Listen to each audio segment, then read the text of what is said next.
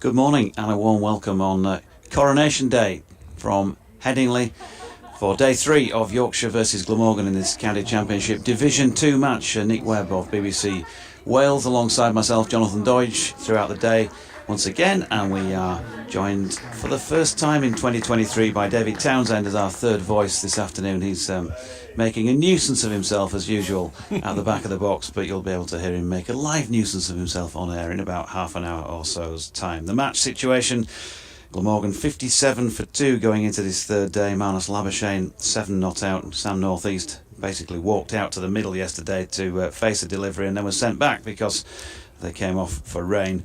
And match abandoned, of course, or I should say day abandoned at around about 4:30, having come off around about an hour earlier than that. Glamorgan 196 run lead in a very, very strong position indeed. If you are watching, you'll be able to see that conditions out there are sunny and bright. Nice mild morning here in Leeds, and rain is forecast later in the day once again. The steward on the gate as I came in, not sure the reliability of his information, but he did say to me that around about 4 o'clock, heavy rain, and that could be it for today. Morning, Nick. Good morning. Yes, we've seen the teams line up for the playing of God Save the King, and it's usual that Yorkshire are playing Glamorgan on Coronation Day because that was also the case in 1953 when they were in Sheffield. But play was rained off for the day. Very appropriate. So Mickey Edwards is going to start from the Kirkstall Lane end. A reminder, of course, that there is no Ben Code in a playing capacity due to that groin injury. So Yorkshire, a strike bowler down. And it's going to be North East then with 3 deliveries remaining in this Edwards over from last night to face the first ball. Bit of extra effects from Nick. And 3 slips. We've got a third man, long leg point, mid wicket, mid on and mid off as Edwards is in for the first ball of day 3 then, which is dropped into the offside by North East. And there is no run. I should say at the top of the morning, and while I remember, because I'm liable to forget, I was banging on yesterday about the Rob Burrow Marathon. This was all due to the fact that there was theoretically no parking at Headingley. No, we've sold that one. And 1 or 2 people had mentioned to me that Rob Burrow Marathon was on, and that could be it. Well, of course, it isn't on tomorrow. It is on next Sunday. So anybody who was rearranging their plans and hurriedly doing extra training or whatever, as Edwards' latest delivery is short and wide and a good diving stop by Johnny Bairstow. I apologise for that because it is not tomorrow, as I was suggesting yesterday, but next Sunday, the 14th of May. Cleared that one up. Yes, and apologies for helping to spark that confusion with parking-related comments that were a matter of confusion, and the club have sorted me out. Thank you. So, final ball of this 21st over of Glamorgan's second innings. Edwards with his blonde hair tied up. It starts that wide of off stump and it goes further away. Bairstow's got a hand to it and it's been chased down by George Hill, who's done well in that softer ground area down and underneath the shadow of the Howard stand to flick that back. And they, in the end, settled for the 1, didn't they? 1 by. Yeah, that was poor running, really. North East, I think, might have lost sight of where the ball was in the shadow of the stand when it was just flicked back from inside the boundary. And Johnny Bairstow being done no favours at all by the last 2 balls of that over from Mickey Edwards, and he'll need to impose a bit more discipline, as we say with Yorkshire, a bowler down in the absence of Ben Code, though they still do have 4 seamers. Although Matthew Fisher was had a strange case yesterday of losing his run-up repeatedly. Yeah, I spoke to him about that last night actually as he wandered off down the steps on the way out and just said, was it the yips, was it the run-up yips? And he said, yeah, just the run-up. He said, I started to think about it too much after I got it wrong the first time. But he said I managed to get through it and it was okay and smooth again by the end. So he wasn't concerned. Okay. Here's Jordan Thompson then in to bowl to North East, who's defending up to mid-off, and there is no run. In answer to a query, the last Glamorgan Championship hat-trick was Robert Croft in 2010. So, hasn't been one since then in Championship cricket. Thank you, Edward Hall.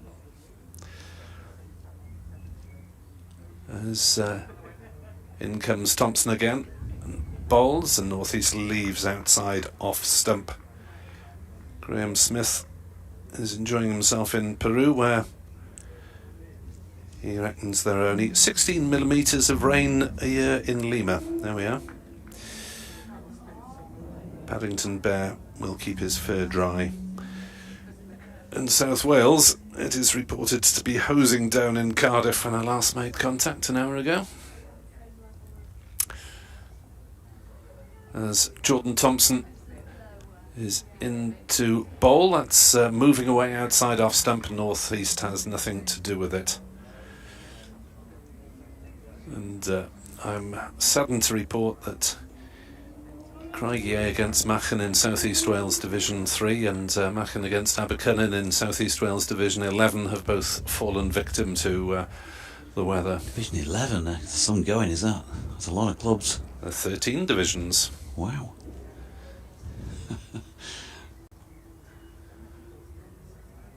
As in comes Thompson, bowls, and North East drives to mid-off, thinks about a single, but it wasn't really there because he hit it fairly firmly up as far as Dom Bess.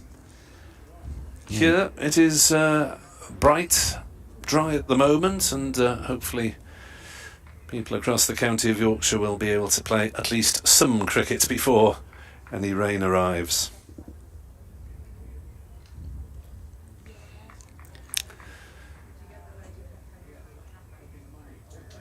In comes Thompson again from the football stand end. Bowls, North East fiddles at that outside off stump. And there is no run. 104.3 overs to be bowled in total today. Those 3 extra deliveries, of course, we've already seen from Mickey Edwards. Hangover from last night. On the lunch and tea front, lunch an hour and 10 at 1:10 p.m. Be a good lunch if it took an hour and 10. Lunch 1:10, tea 4 o'clock, close 6:30, or when those 104.3 overs have been bowled. Thompson is in to bowl. North East. Ooh, chips that one up on the offside. That's 2 in a row now. The one before, the ball before, he just looked as if it might have stopped on him slightly the way he played it, and although he got that one a little bit more central in the offside to the previous delivery, both of them he was kind of just tentative with his forward push, Sam North East. So there's a little demon in the pitch, or if that was deliberate by Jordan Thompson holding a couple back. Yeah, it's something that Labuschagne said on the first day. He felt in the first session in particular the ball really wasn't coming onto the bat. I remember he scored 19 in that entire session on that first day, Labuschagne. Yeah, they're going to let Mickey Edwards continue. Wasn't sure if he'd just bowl those 3 and then they might bring Matthew Fisher on maybe from this Kirkstall Lane end, but he's at mid-on. Just the 2 slips in place now, so the cordon reduced. Here's Edwards in and bowling to Labuschagne. He gets behind it, and Edwards sprightly down the other end to pick up from his own bowling. Nisa's 7 for 32. Andrew Hignell, the statsman, reports were Glamorgan's best figures against Yorkshire since Don Shepherd took 9 in Swansea in 1965. And there have been 10 other hat-tricks for Glamorgan in first-class cricket. Most recent of which, Robert Croft, Waka Yunis, Majid Khan. Oh, that was against Oxford University. He wasn't particularly known as a bowler. Here is Edwards again. Full, blocked by Labuschagne. It's a fair number of hat-tricks, 10. They're not that easy to come by. They've had 102 years to do it, I suppose, minus the war years.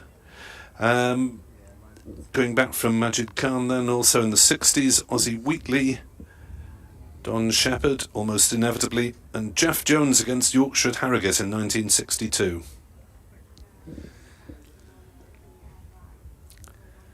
Edwards turns then.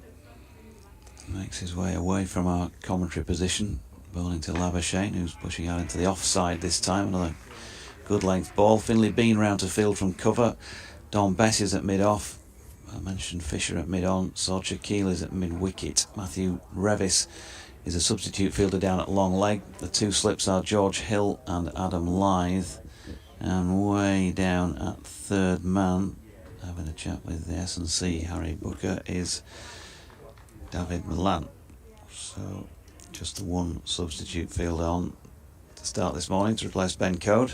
Had a couple on at various spells yesterday. Here's Edwards. It's short of length and wide of off stump, and Labuschagne watches it go by. Northern Diamonds, of course, also in action today against the Blaze up at the Riverside. Keep you posted on what's going on there. Yeah, they start those at 10:30 usually, don't they? There's Rachel Hayhoe Flint Trophy matches. Northern Diamonds 30 for 2 in the 8th over against the Blaze. Going to be covering the Diamonds at Scarborough on Wednesday, BBC Radio Leeds. Here is Mickey Edwards putting his back into this one, but it was too wide of off stump to tempt Marnus Labuschagne. Also been handed a couple of the new white ball shirts for both the Diamonds and the men's team.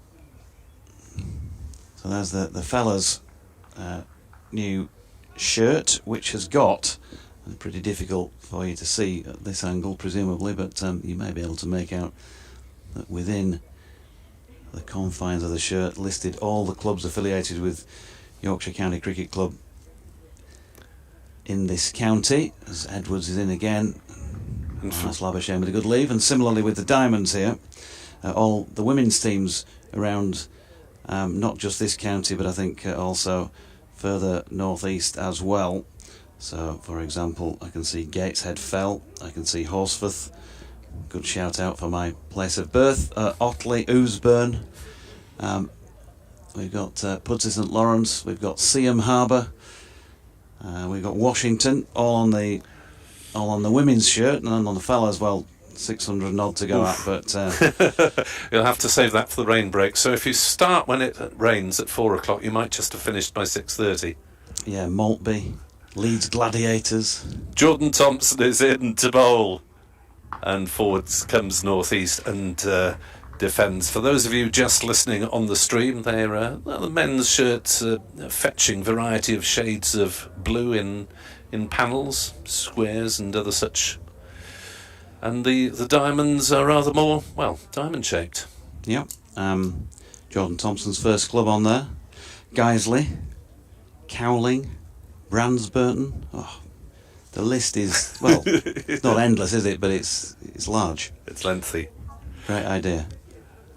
Thompson into bowl, northeast square cuts, and will finally get off the mark with 4 runs as Fisher charges round the point boundary, but doesn't quite get to it. Just in front of square, racing over the square it went, and on to practice wickets away to our left towards the empty western terrace. 62 for 2, northeast to 4. I love the idea in the sense that, you know, somebody who's still involved in club cricket and from club cricket, this is where, you know, most players emanate from. They've got an affiliation with a club, and it just makes there's a recognition of the clubs by the county and putting them up on the shirts. 3 slips as Thompson bowls to northeast, and he leaves that one outside off stump. Yeah, in terms of the Glamorgan shirts, the One Day Cup one is unchanged from last year. It's still the same.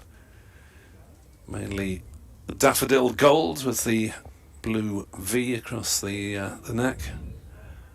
And the T20 shirt is got a little bit of a nod to the yellow panels on the blue shirt that Glamorgan won the Sunday League with in 1993, 30 years ago. As forward comes northeast and defends on the leg side, and there is no run. Was that the first year of coloured clothing, I seem to remember, for the county game? 93? I may be wrong on that. Was it? If anyone knows, let us know. DT will know. DT will be all over that. The first season for coloured clothing in the county game. County cricket. There was only, 16 years, if it was only 16 years after Kerry Packer introduced quickly jumping on the bandwagon county game. Thompson in the morning sunshine is into bowl to northeast, who pushes on the offside, just wanders down a couple of metres, but Shaquille is quickly in and there's no possibility of a single. Glamorgan winning the Sunday League in 93, Yorkshire won it in 83, of course. That season they finished bottom of the championship table. There was a bit of speculation last night as to whether this was the worst Yorkshire side ever, because he's down in the lower reaches of the second division.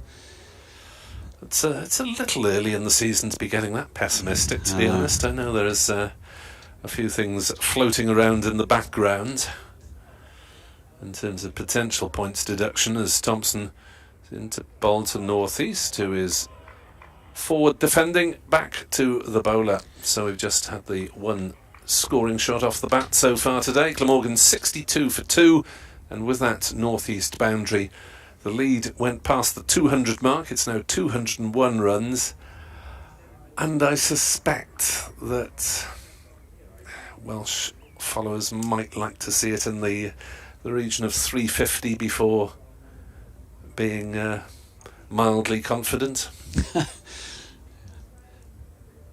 With the ball zipping around and all of that. Yeah, it's going to be difficult to get another 150, to be honest, I think. Because didn't Adam Lyth say that he thought Glamorgan was 60 over par, or 60 more than they should have got in the first innings? Yeah, here's Edwards then, bowling to Labuschagne, whips it nicely off the legs. Good piece of fielding by Shaquille. Maybe not the best of deliveries from Edwards, straying down that side, but lovely little flick off the legs by Labuschagne, nothing wrong with that, and an excellent piece of fielding to deny him a single run there, when he got so much on it that would surely have been 4 runs. So 62 for 2. Yeah, a bit of doom and gloom around the place at the moment, and the points deduction looming. That's a decision as Edwards is in. That's pushed into the offside. Beautiful shot by Marnus Labuschagne, full face of the blade. Edwards offering him too much width, and a nice juicy half volley, and a player of that quality is not going to miss out. 66 for 2, he's on to 11. Now, Yorkshire will need a bit more discipline in their bowling attack than that. Certainly Thompson was been a bit straighter so far. Edwards needs to focus his radar a little. Yeah, obviously still, because of those injuries he's had, plenty of stress fractures, inexperienced at this level. Here he is again, short of length, and that's gone for 4 byes. That has gone high, wide and not particularly handsome, pretty much over George Hill at first slip. Going a long way, I hasten to add, after it had pitched, but it was wide enough in the first place. That's the third such delivery he's bowled, really. Bairstow just managed to get a glove to parry the first one. There's one that went for 1 bye down to fine leg, but no one got a paw on that one, and perhaps the slips and the keep. I know they'll do their best to, but there might be a bit of a feeling of, well, why should we have to put ourselves in danger to stop that sort of delivery? Yeah. From the slips point of view, anyway. Obviously, it's Bairstow's job if he can reach it, but he couldn't. Wouldn't be Mickey Edwards' finest, though, would it? He's just bowled a nice juicy half volley that's gone for 4, and then he flings one wide and for 4 byes. 3 to come in the over. Can he improve matters? That's better. Wide of off stump, though, and a leave for Labuschagne. But again, evidence of, after the pitch on its way through to Bairstow, he went quite a long way across towards George Hill to take that, so it's swinging after it's bounced. Yeah, if he can get the inducker going as Nisa did, then he'll be in business. So in the Championship, they are playing at Chelmsford, Trentbridge, Derby, and here they are not playing at Southampton, Taunton, and Worcester. Edwards again, shirt out, in past umpire Hassan Adnan. This one is a straighter delivery. He's got one straight, and Labuschagne's dropped it into the leg side, and there is no run. In the Rachel Hayhoe Flint Trophy. Similarly, they are playing at Chesler Street. Northern Diamonds 38 for 3 in the 10th against the Blaze. They're playing as well at Old Trafford. Thunder against Central Sparks, 48 for 1 Thunder. Western Storm, the side that covers Wales and the west of England, have been held up at Hove away to Southern Vipers by the rain. Edwards in again now, then he's not sure if he'd put his foot in some patch of ground that's made it difficult for him to get through his delivery stride. In fact, he's gone back to a point on his penultimate stride, really, when he goes into the bound that looks like it's caused him an issue. So sensibly he didn't deliver the ball. He's looking under his boot now to see if there's anything else that might have been offending in that respect. Sawdust time. Looks like it. Mickey Edwards, for those who don't know him, just his second game for Yorkshire, just his 7th first-class match. He played 5 for New South Wales.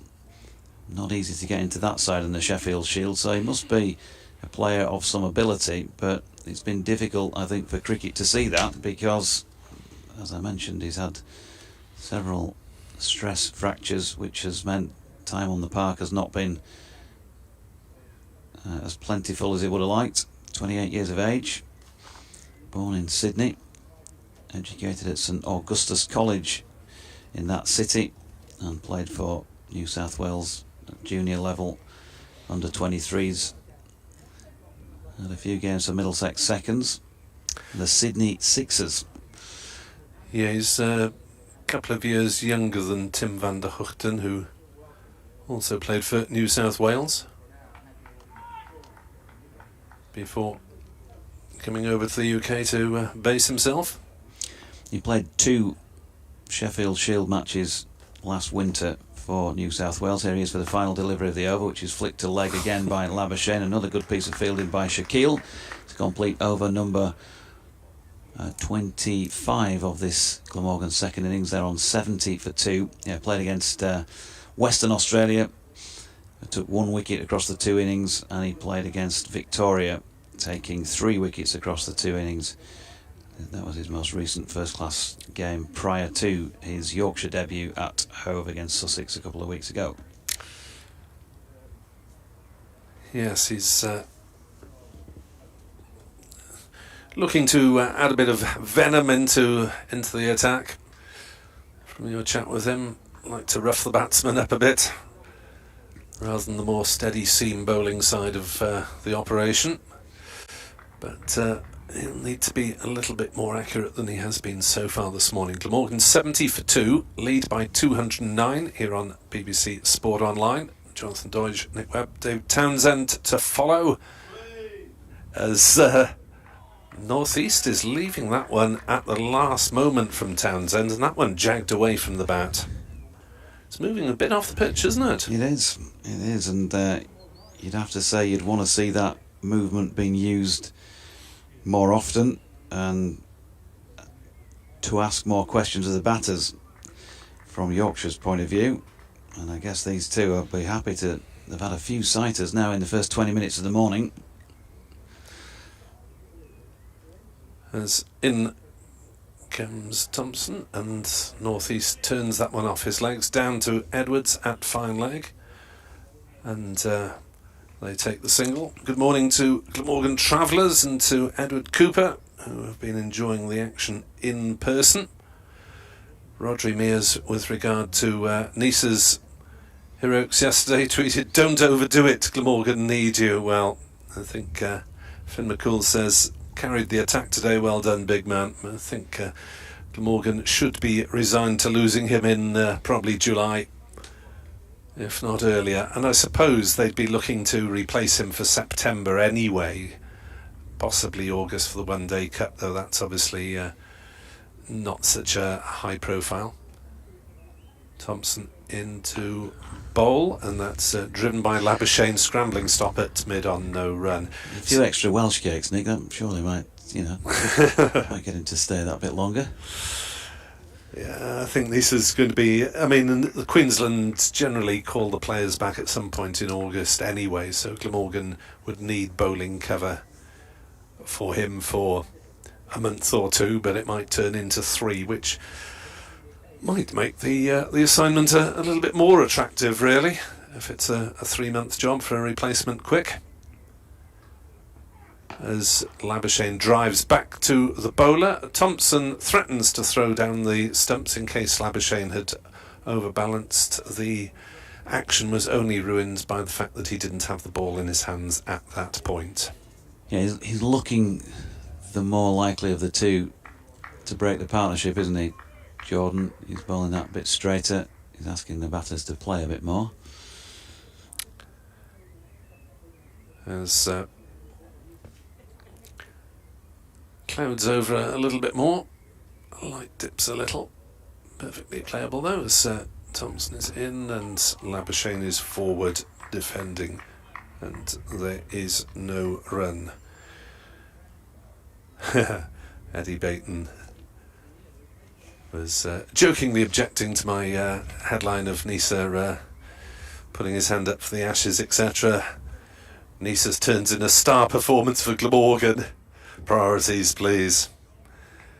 And Nick Gulliford praising the performances of Zain ul Hassan, the new signing from Worcestershire in the second 11, who chipped in with bat and ball in their win again this week and is going well.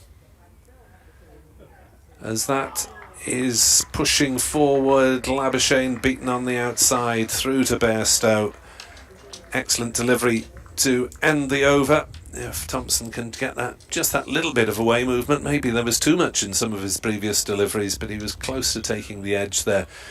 Glamorgan 71 for 2, lead by 210. Yeah, we've had 5.5 overs this morning. That would probably be the best delivery that we've seen in terms of coming close to taking a wicket. Mickey Edwards is going to continue from the Kirkstall Lane end. DT going to do a few gargling exercises at the back of the box as he prepares for centre stage. His adoring public await. The best third voice on the circuit, he tells me. 3 slips in place for Edwards. Wide of off stump. That's better from Mickey Edwards because he's got northeast pushing at the delivery, which strangely didn't take off anything like as much as some of those that Edwards have bowled so far. It didn't appear to be that much fuller. If you'd like to fire us any Twitter missives, Jonathan Doige, NickWeb 2017 or DO_cricket. Having been banned from DT cricket, his previous moniker, for, well, we won't mention that incident. Yeah, I think best not. I still lose sleep over when I hear about what happened with that one, Nick. Oh, terrible, terrible. I'm surprised he got back on the circuit after such behaviour. Good job they recovered. Edwards then, in again and bowling here to northeast, who's easily able to sway out of the way of another one that's misdirected way wide of off stump. But as Mickey Edwards walks back here, I suppose you've got to ask yourself, and you'd want to ask him, what is his plan at this moment in time? What is he trying to achieve with what he's bowling? Because it doesn't look obvious in terms of putting pressure on either batter. So he's clearly not got the radar right. Seemed honest enough the first time I spoke to him the other night on interview. The sort of bloke could walk off now and say, yeah, it's just not happening for me this morning for whatever reason. Here he is again, wide of off stump and northeast again with an easy leave, and he's almost got that body language about him now. Yeah, Edwards, what's going on here? I can't get it where I want it to be. Yeah, he's bouncing up and down on that area of turf where he's got the sawdust, but I suppose he could argue that he's trying to tempt the batter into a drive for a ball that's not quite there, with the 3 slips in there and the point. Maybe that little patch of sawdust, maybe he's thinking more about that and doesn't want to do some damage to himself than he is about where the ball's going when he lets go of it a split second later. Here he is again. That's better because it's straighter and it does ask northeast to play. He's got himself a single from it, pushed into the cover region. Peter Crow says, hoping for a much better day for Yorkshire today. Looking forward to hearing from DT again. Mighty Mariners says, morning, watching the Yorkshire live stream on my phone and watching the Diamonds on the telly. And Lily, good morning to you. She says, Yorkshire need to bowl well today. Should bring Fisher on soon. Great to watch Johnny playing live on day one. And as ever, Lily enjoying the commentary, which is nice to hear. 72 for 2, Labuschagne on strike, and Edwards coming into bowl to him here with a delivery that is wide of off stump again. So he's got through a bit of energy this morning, Mickey Edwards, but not a lot of it has been directed, I think is the expression, at either of the Glamorgan batters. Edward Cooper on Twitter says that the patron of Glamorgan can catch up with the events later on YouTube. I understand he is otherwise engaged this morning, Glamorgan's patron. Rishi Sunak on at the moment, giving some sort of speech. Labuschagne on 11, waits for Edwards to bowl a straighter delivery this time, which is pushed out into the offside. And there is no run. Completion then of the 27th over of this Glamorgan second innings. They're 72 for 2, bearing in mind first time around they were bowled out in 71 overs and 5 balls, and Yorkshire bowled out yesterday, eventually bowled out yesterday in precisely 31 overs. That was all they managed to bat for that 106 all out. Yes, Nisa really was bending the ball round corners at times during that innings, hostile under the lights on day one, and then achieving considerable swing to bowl George Hill and less excusably Dom Bess, who repeated exactly the same error as his predecessor the ball before to allow Nisa the hat-trick. Thompson bowls, and North East is forward defending on the offside, and there's no run. North East's 49 in the first innings was his highest score of the championship season. 3 single-figure scores to start with, and a 40 against Leicestershire. He's obviously not in the most fluent nick at the moment, but being the experienced player that he is just trying to dig himself out of it. 6 runs, 3 scoring shots in 22 deliveries. Thompson in to bowl, and North East runs one down to backward point where Fisher will field, and they'll take a single. 73 for 2, North East to 7. Third morning of this game. We hope to get a couple of sessions in before the weather may close in. Apparently it's cleared up in Tenby after early rain, so I'm not sure whether that clear weather will have time to travel this far. But it's cleared up in West Wales. Thank you, Lawrence. 73 for 2. Thompson bowls, and that's a spectacular attempt at a diving catch. Almost came off as Labuschagne cut hard towards backward point, and a tremendous effort, but just went down. Yeah, super stuff from Finlay Bean just to get a hand to that. He's taken some good catches already in the slips this season. Just couldn't quite reel it in. He's got the sort of consolatory tap of the hand from his captain, Adam Lythe. But that's one of those where you just got to put your hands together and say, well done for getting your hand to the ball. And it would have been a worldie had he managed to cling on. Single taken, 74 for 2. Thompson to North East, who hammers it but straight to cover and Shaquille, and there is no run. Yes, it'll go down in the book as a drop chance technically, but Bean really probably saved 3 runs in effect. Got 2 hands to it, knocked it up in the air, had a dive at it, but just came down a little too far away from him. Tremendous effort. Labuschagne survives. So Thompson unlucky. It's a similar way to that which David Lloyd got out yesterday when he drilled one straight to Tattersall at point off the bowling of Edwards. Here's Thompson in to bowl. North East drives firmly to mid-on, and there is no run. Quietish stuff then during this first half hour of play. That chance notwithstanding. 74 for 2. Glamorgan having been 57 for 2 overnight. Thompson is certainly making them work for everything. And Edwards has been a little wayward, and the batters have not been tempted to chance their arm. Outside off stump. Thompson bowls. Northeast pushes into the offside. He was looking to steer it into a gap for the single, but Shaquille was quickly in to anticipate that. And it's a very good morning to DT, Dave Townsend. Good morning, Nick.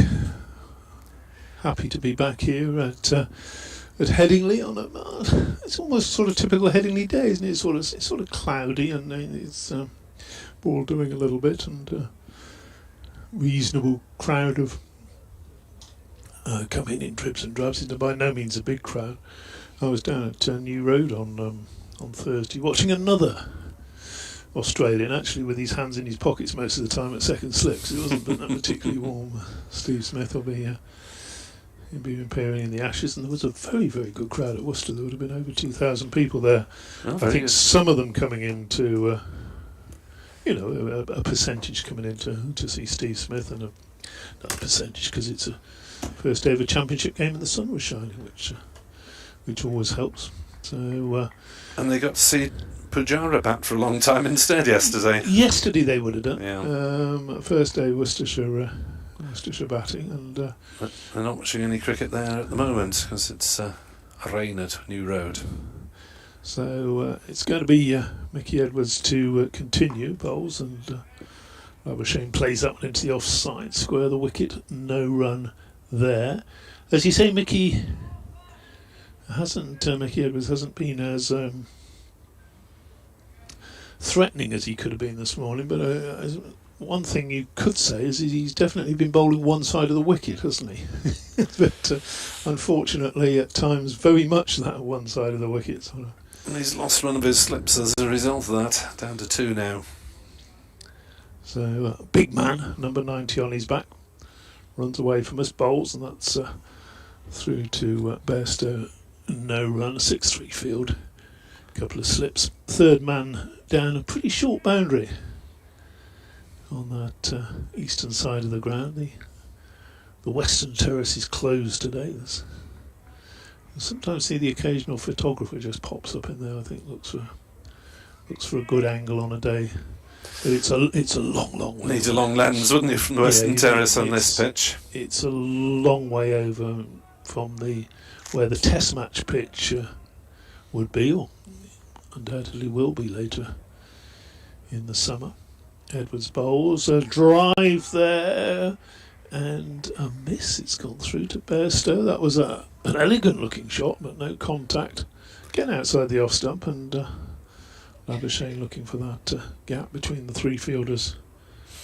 Ringer fielders in the covers. How many strips over are we? I imagine where the umpire is standing will be the Test match pitch, because they're obviously leaving plenty of grass on that at the moment and haven't used it. There won't be. So there's 6 strips in between that and the one they're using, I think. Yep. Yeah, so you can tell how far we are over with the square leg umpire standing on the middle strip. Next delivery comes back. Well bowled by the big tall Aussie. Yeah, it's a little bit of in-swing now. Certainly there was a lot of away swing earlier for him, not all of it wanted. Northern Diamonds are in the mire. 47 for 6 in the 14th over against the Blaze, who are the Nottingham-based side, formerly Loughborough, I think. Nadine de Klerk has got 4 of them, and no one in double figures for Northern Diamonds as yet. Is that would be 50 over game? Yeah. A struggle when you've lost 6 that early, isn't it?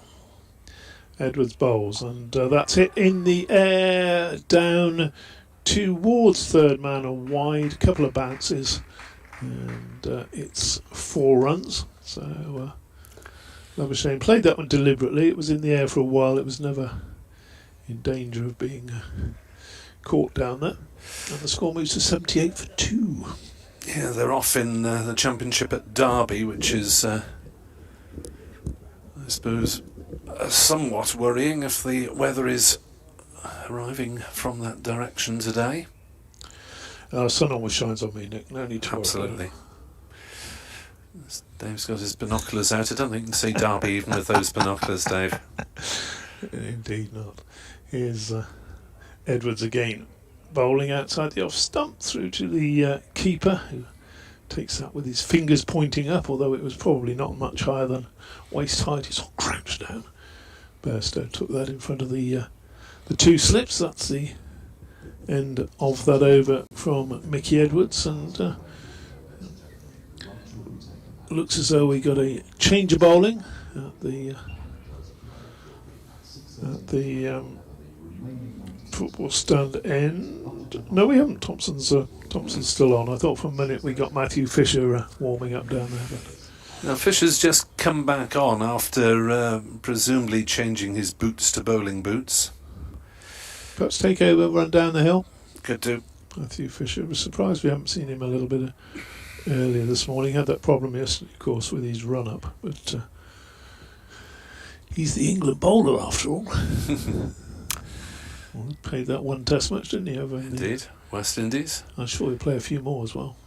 Thompson runs towards us and bowls to northeast, who allows it to go through. Good morning to Neil Thornycroft, who tweets to say that he is watching the coronation on television and cricket on his phone. Apparently Bryn Terfel did a good turn. He hopes that's an omen. I'm not sure if that's the correct procedural description. Did a good turn for Bryn. But good to see Wales represented there. Finn McCool says get 350 lead as soon as possible and declared time taken out because of rain will be crucial. I don't think it's the sort of pitch where they can really crack on. As Thompson bowls and northeast defends, certainly there hasn't been any intention really of an aggressive approach from Glamorgan this morning, other than if they get the odd bad ball. Yeah, and I think that's how it should be. The pitch doesn't look conducive to scoring quickly. I mean, Labuschagne's not one to hang around unnecessarily. No. And he's just potted along to what, 16? 16 off 50. As Thompson bowls, northeast is forward, pushing to cover, and really it doesn't look as the ball is coming on very much the bat as on the first morning, Glamorgan found. No, and I think we saw in the first couple of overs a similar shot to that from northeast when he was looking to drive and just checked the shot and the ball went in the air. A fair way towards cover and mid-off. Michael Neser certainly said he was enjoying the pitch after a couple of rather dull wickets, as he put it. That's pitches rather than anything else. As northeast tries to cut that one, it was too close to him, and it's through to Bairstow. An exclamation from the bowler as to how northeast managed not to get a nick on that one. He is still there on 7. Glamorgan 78 for 2. The run rate 2.63. You would say it doesn't matter too much, but we've got so much uncertainty around with bad weather possible today and tomorrow. As northeast hits that one into the offside, Fisher will pick it up on the boundary. Oh, they'll come back for a second run. Northeast has to hurry, and the throw eludes Bairstow in the end anyway. It's backed up by Revis. Yes, that was somewhat an unexpected second run, but when you've got Marnus Labuschagne in the middle, then expect the unexpected in terms of running. Yes, he drinks a lot of coffee apparently, Marnus. I think it sometimes shows in his batting, doesn't it? Here's Thompson into bowl. Northeast works that one on the leg side. Will take a single down to backwards square. 81 for 2. I hadn't thought about that, but yes, you're right. He is a bit of a coffee aficionado. Perhaps he needs it these days with a young child to add to the family. may not be still sleeping through nights, etc. So may need a little extra caffeine stimulation. 81 for 2. The lead is 220 for Glamorgan. Labuschagne has 16 and North East has 10. It can be a bit of a nuisance, can't it, having your sleep disturbed? Nowhere near as big a nuisance as it is for the wife very often. Indeed, I was just going to say, discussing this the other day, and my wife said, "Well, you never got up anyway." I used to be very good at burping. Yeah, but what about the baby? The baby rather than myself, of course. Back in the day. Fisher, it is running down the hill, bowls, and that's pushed into the onside at no run, so no problem with his run up there, just short of a length, just a little loosener just to get into his spell.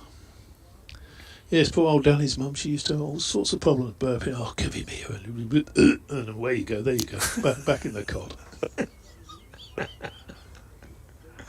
There we are, live burping on the radio, on the audio stream. It was an impersonation of a burp. It wasn't a burp itself. So here we go with Fisher. Bowls and North East hooks that, pulls it rather fiercely straight to. That looked painful, didn't it? Straight there to mid wicket, and there's no run. But on a morning, it's not. How would you describe the temperature today? It's not particularly cold, is it? But it's. No, I was slightly overdressed because I put a sweatshirt and a fairly thick coat on after the first couple of days. It is a bit warmer and a little bit sticky, maybe. Fisher bowls again, just that short of a length. You think he'd want to be a yard or so fuller, and that's worked away this time down to third man, one of 6 fielders on the offside. Emir Evans tweets a day to ignore the weather, just bat and see where we are come tea. I suspect it'll be umbrellas up by around then, but if Glamorgan just keep wickets in hand, 2 experienced men at the crease will play things on merit as we've seen so far, I guess. Fisher bowls outside the off stump through to Bairstow. No run. Little buzz around the ground. Not too many in today. Obviously there are other events going on today that no doubt cricket fans will be celebrating or enjoying, taking part in, watching. I think Adrian Harms has gone down to London today to... Good heavens. Adrian with his contacts, I was thinking he might have been invited, but apparently he's going to stand by the side of the procession. Next delivery from Fisher, that's a little bit further up and comes in, slants away, and Bairstow took that, moving down the leg side. See Adrian with a sort of the Sussex commentator, of course, with probably got a Union Jack hat on. Bowler hat, bowler hat, little flag. Enjoying himself. Cucumber sandwiches. Packed a little picnic hamper. Always a big occasion. Fisher, number 7, on his back, bowls, and again, just not challenging the stumps as he's short of a length again. He's gone through at a good pace to Bairstow, but Labuschagne able to just raise the bat out of the way. Yeah, Thompson has been the most accurate of the 3 tried so far.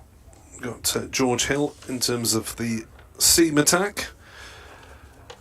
And, well, apparently Dom Bass is playing in this match, but...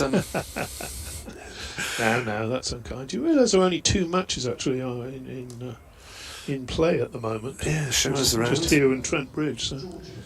So, yeah, poor old Dom Bass repeated, as I say, the error of George Hill in playing no shot and seeing Nisa strike the top of is off stump, and Mr. Bess has not been called upon to perform with the ball, neither with Mr. Salter for Glamorgan, but then 31 overs, it's not surprising.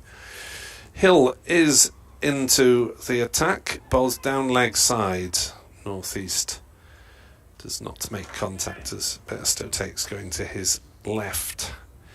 Bairstow appears to have the standard cricketer's optimistic shades on the top of his cap. It can't even be for sponsorship reasons, because we can't see what make they are from here, and neither can any of the crowd, I'm sure. As Hill bowls and noodled away by northeast down to fine legs, single taken 83 for 2. It'd be interesting to know the percentage of time for cricketers wearing sunglasses on the field, or having them on their head, that they actually spend in front of their eyes, because you notice more players with them on the back, or on the back of their heads, or on the top of their caps, as Bairstow is. Well, they had that nonsense a few years ago. As Labuschagne defends, no run. It actually improves your vision or something. Put a pair of glasses on, it can't improve your vision. I mean, it's impossible, Nick, isn't it? They mean just in terms of eliminating glare on a well, I mean, that's what sunglasses are for, isn't it? But I suppose you can't actually improve it, can it? I don't know. You need light for vision. Yes. Hill is in. Bowls turned on the leg side by Labuschagne, will take a single just wide of mid-wicket, 84 for 2. I suppose even on a brightish day, sunglasses, even if they're not keeping out the sun, can remove the glare a little bit and might able to focus better. Not something I've ever done on a cricket pitch. I think the funniest one was when that fifth test of the famous 2005 series, wasn't it, when the players had been off for bad line. As Hill bowls, and that's squirted away off an outside edge from northeast down towards backward point. He was looking to play it straight, was really squared up. Lucky that one didn't fly to the slip cordon. As it was, he took a single, 85 for 2.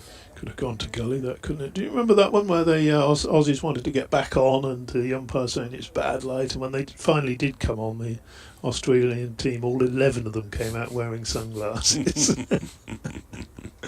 which was quite amusing.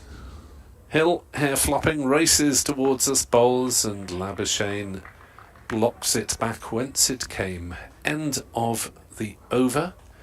Had 32 bowled in this innings, so the scoring rate is still around the 2 2/3 mark. 85 for 2. Glamorgan taking it cautiously with the bat, as they did at Leicester in their last match, when they batted for 157 overs to get to 465. But that really was not a helpful pitch for the bowlers at Leicester. This one looks a little bit more promising for those propelling the ball. Indeed, and Matt Fish will be looking to pick up the first wicket of the morning as he bowls, and that's pushed to cover, and there's no run to be had there. The bowling generally, I think Adam Lyde, the skipper at second slip, will be a bit disappointed with his bowlers this morning. I don't think they've really bowled in the right areas, to use the vernacular, have they? They haven't been... Got to bowl in good areas, Dave. Oh, we've got to bowl in good areas, we know that. Just the 2 men saving one on the offside at the moment, third man, and 3 slips in, so there's a third slip in there for North East as he comes forward. Almost decided that before the ball was bowled, wasn't he? He was only on his way forward, and just solid defence. 85 for 2, so no great speed this morning going along. 17 to Labuschagne, 13 now to North East.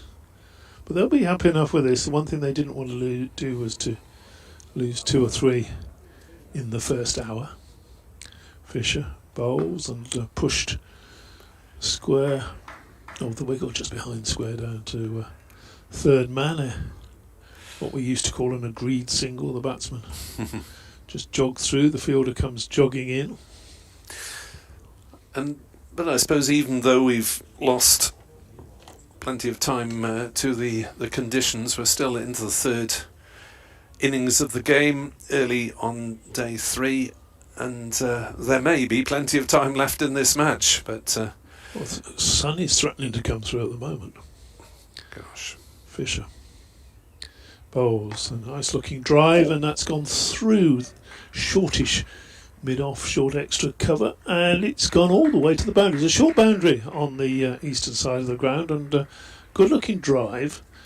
A sort of half stop there, and that's all it was really by Don Bass. And the ball is still, well, what's it done, 40 metres or so after it's gone through Bess, and he's still feeling his hands. It's must have been timed nicely, that. He's looking at his right hand now. Fisher bowls and through. Outside the off stump, we've seen much too much of that from the bowlers at this end this morning. Again, Bairstow's taking that in front of first slip. We've almost seen 1 and over, haven't we? That have been the keeper's been taken in front of first slip. Not ideal from the Yorkshire attack point of view, is it? As for Labuschagne, well, he's only got a 5-match stint, we all assume, with Glamorgan this season. He's got a couple of half-centuries already in the first 4 innings that he's played. Slight fielding change with Shaquille going back to deep backward square now. We're going to see a short delivery perhaps. Bowls and no, it's just worked out to Shaquille. Now, had he stayed where he was, they wouldn't have had a run there, but they've got one. Labuschagne ticks over to 22, so that boundary's helped his progress this morning. And Glamorgan 91 for 2. Just going along there, they're in a strong position. The one thing they don't want to do is to give away 2 or 3 wickets and lose that. But they'd still be in a strong position if they lost 3 wickets from this position, wouldn't they? But just quietly grind on. Yeah. Accumulate the runs. May as well be sort of 260, 270 ahead with 8 wickets left rather than 300 with 5.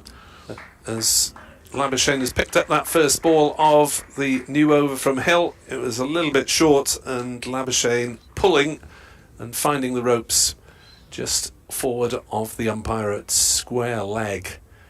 So it's really, well, there's been a little bit of movement off the pitch. There's no great pace in it. This is a bowling pitch. Come on, Yorkshire, says Lily. Good morning to you. Yeah, good morning, Lily. She sent a couple of tweets. Always good to hear from Lily. As down the pitch comes Labuschagne, even more than usual, and turns a single on the leg side. We saw early in the match Johnny Bairstow standing up to the wicket with Ben Code bowling to cut down Labuschagne's foot movement. He bats outside the crease. He occasionally gets in trouble with the umpires for messing up the facilities with that. And he's standing outside now as North East was standing outside, just outside. I thought it wasn't quite as far forward as North East turns that one to mid wicket, and there is no run. So Labuschagne likes to cut down the bowler's angles a little bit, and quite often you see him take a pace forward even before the seamer has delivered. 96 for 2, Glamorgan lead by 2-3-5. Hill into North East. Appeal for LBW not given. Looked a little bit optimistic and questioning rather than convinced from the bowler. It was one of those that might have hit the stops, but it didn't look right, did it? You know, it didn't. It's jagged. It's come back in, and he's getting a reasonable amount forward as well there. Yes. North East too. Yeah. You'd have been very unlucky with that. Cut down the possibilities. Umpire Ian Blackwell at the far end. There's Hill bowls, northeast blocks. Blackwell with one-day international experience for England, and his colleague is Hassan Adnan at square leg at the moment. He could hit a ball in his day, couldn't he? Yeah, Blackwell. He's a powerfully built gentleman. 96 for 2. Labuschagne 27, having been dropped off a really difficult chance when he was 11, as Northeast works a single down towards fine leg.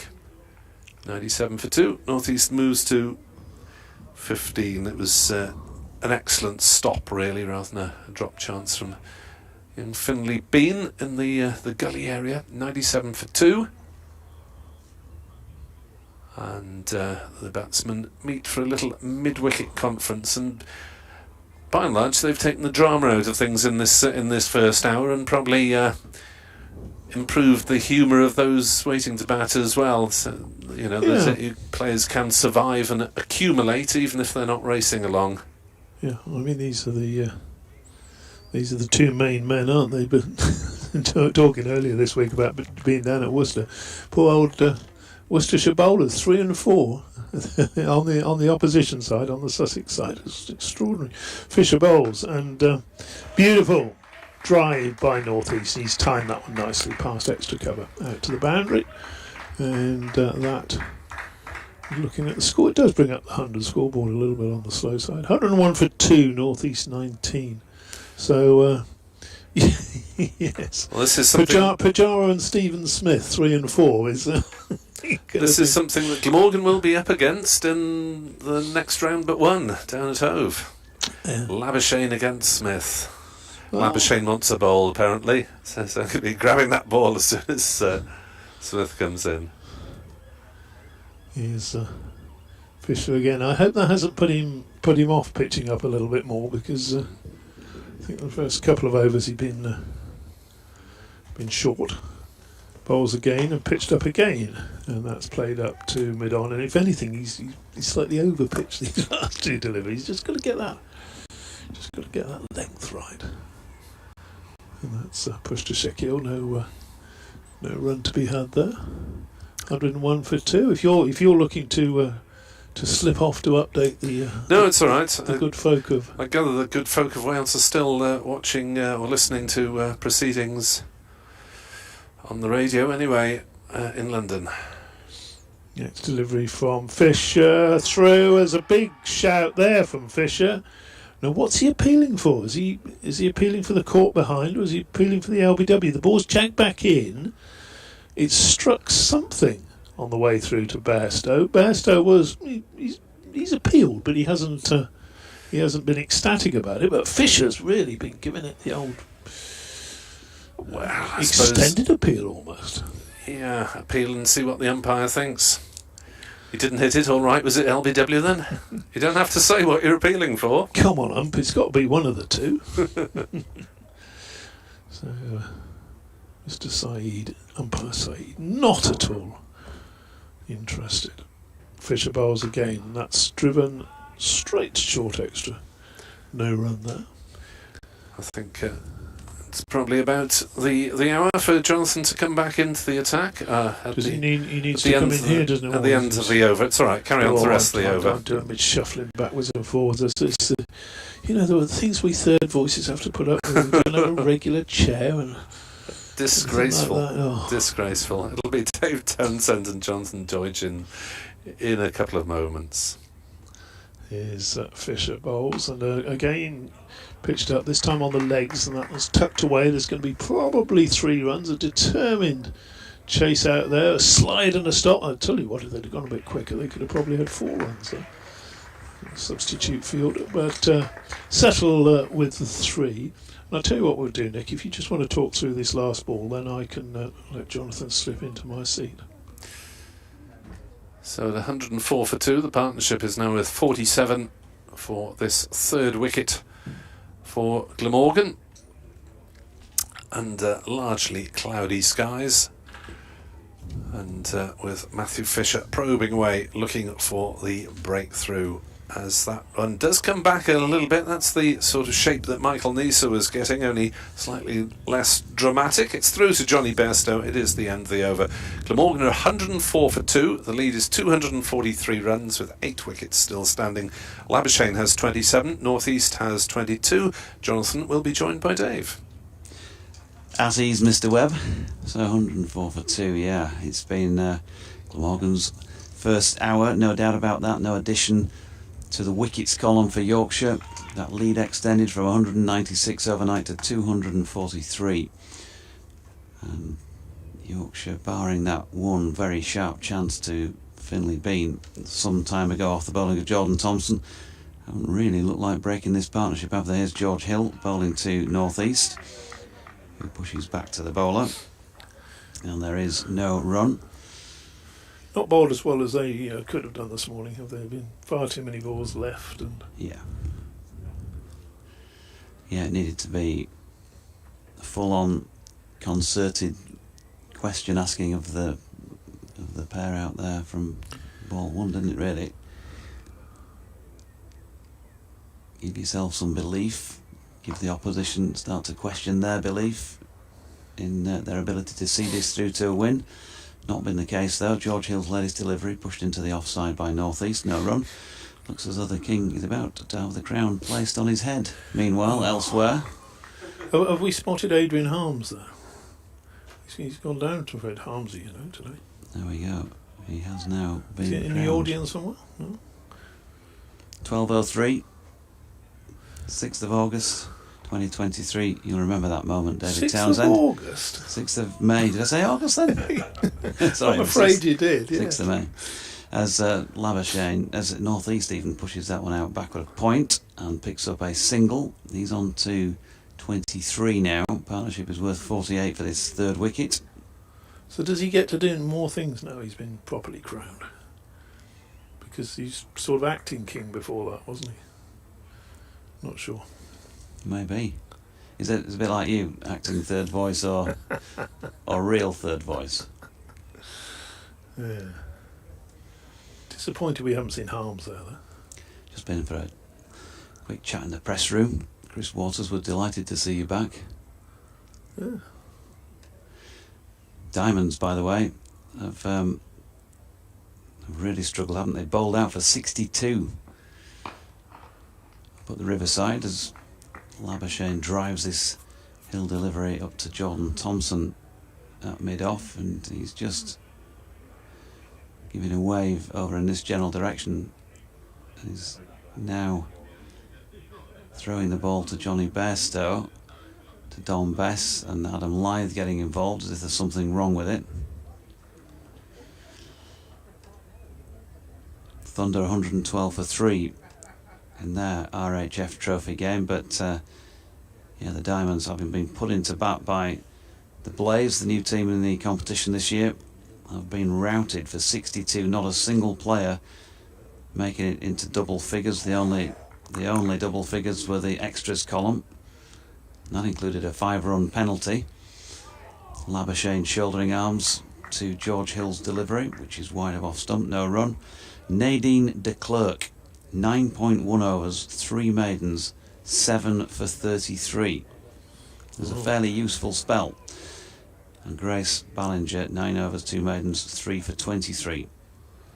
So those are the only 2 bowlers used? Bowled them out in 18 overs. Yorkshire still complaining about the ball. Looking, the umpire said, "Yes."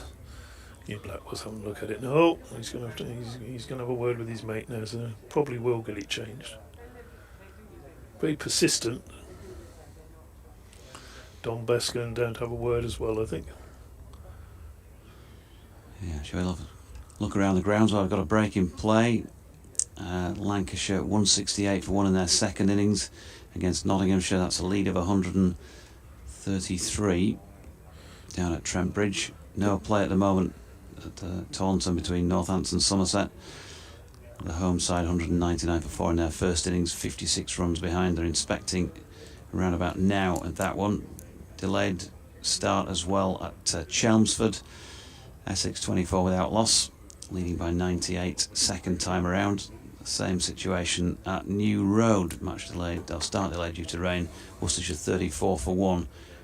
75 runs behind the Sussex 373 that was posted yesterday. Derbyshire have declared at 350 for 7, leading by 228 against table-topping Leicestershire. And also start delayed due to rain at Southampton. Warwickshire 364 for 5, that 135 run lead. There's a T20 game in Delhi today as well, 50th match in the 2023 IPL. Delhi Capitals against Royal Challengers Bangalore, which is still 3 hours away from the start. And it's just under 3 hours away from the start at, I'm going to call it Main Road, so you can correct me. Main Road? Oh, the Etihad. Yeah. What's so exciting about that? Leeds United are in action. I was going to say, Might not be that exciting a result. Exciting new. Well, there's lots of things going on that you don't hear too. So you just mentioned table-topping Leicestershire. We haven't heard that for a while. Of course, have won the title, but this is the second division, but have been rather in the doldrums, haven't they, over the last... we go back and say as far as a decade or so, really. Leicestershire has not set the world alight, but doing so this year. Sam Allardyce could be crowned if he can get 3 points out of Manchester City. I think he'd probably be you'll get the freedom of North London as well if he can beat Manchester City. That would be good. Thompson bowls and in fact Hill bowls, and that's pushed into the offside. Oh, that was your delivery, wasn't it? Why not doing down the hill? But anyway, I don't know. No, not to worry about it. They took so long over that over finishing. In Deutsche, we went off on various tangents. And you haven't even mentioned the really big occasion later on today as well. Yeah. Isn't it the Swindon Town versus... No, Swindon, no. Last game of the season is on Monday, but yeah, the 2,000 guineas. 2,000 guineas. Yeah, I've had a little interest. And the 1,000 guineas is for fillies, isn't it? And the yeah, that's tomorrow. And the 2,000 is always used to be first. Fisher starts a new over. Bowles pushed into the offside. Thought of a run there. North East doesn't get one. I think the favourite's got a good chance. August Rodan, but Tripp might be a bit on the short side. It depends what sort of pace they go. If they go quick, then that'll favour him, bring his stamina into play. A little each way interest on Noble Style. Repeat that for our listeners, because they'll all dash off and have their 5p each way on it or whatever. Ridden by the Doyler, James Doyle. Its delivery is short and into the top of the thigh pad, somewhere around that area as he tried to turn it on the onside. No run to be had there. The 1,000... Now, I'm asking you this because I don't know, but I would assume that back in the day, the 1,000 guineas and the 2,000 guineas was actually the prize for winning it. Would that be... Correct. Yeah. And that would have been first run in, I don't know, 1800 and something. Next to ball is pitched up, played to short extra cover.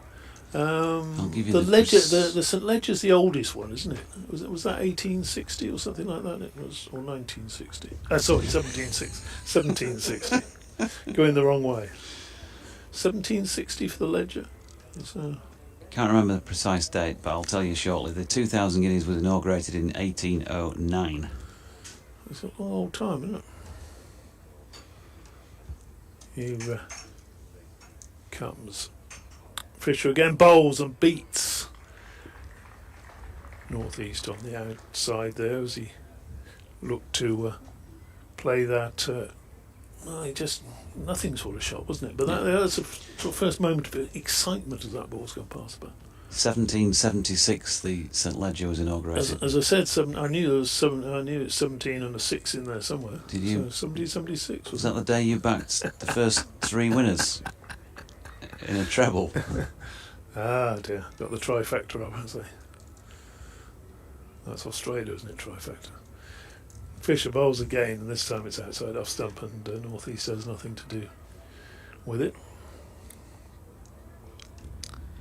Yeah, it's a long time. It seems a long time ago, and I suppose what 250 odd years, something like that. The Derby, 1780. That was first run.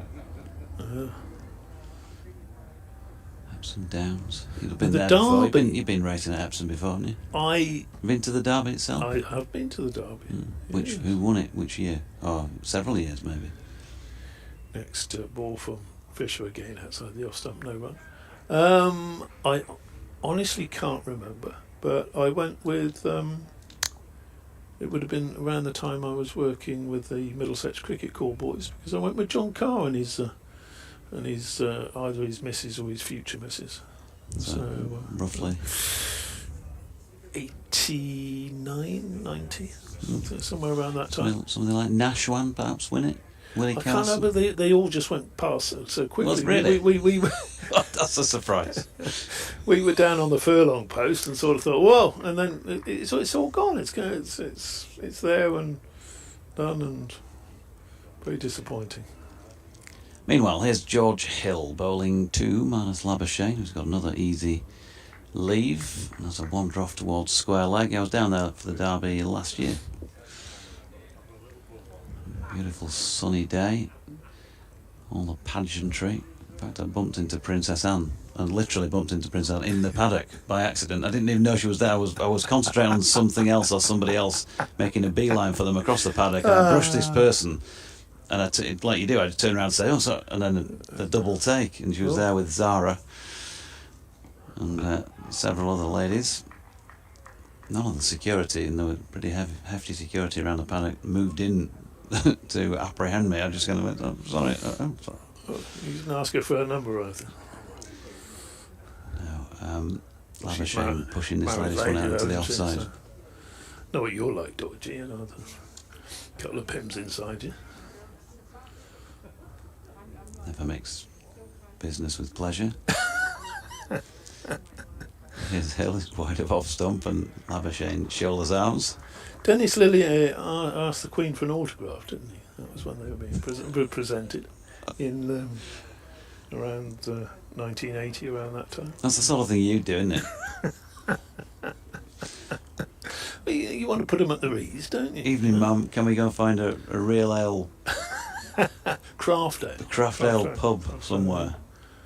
You fancy a night in the Cardigan Arms? I'll show you a good knees up.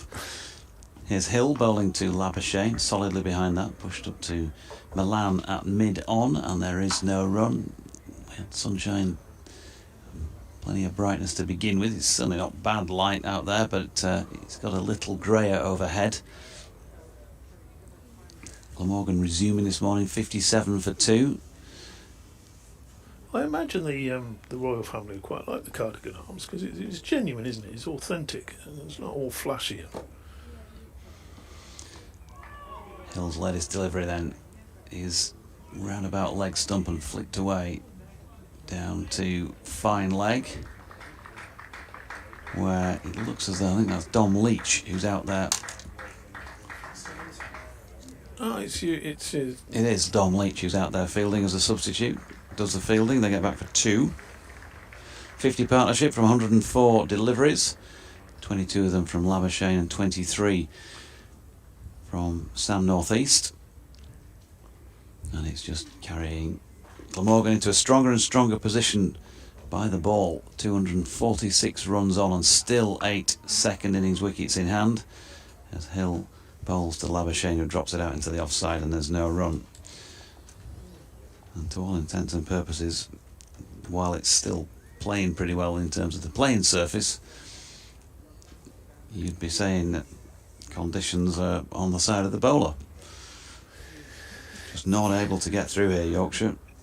Yeah, they've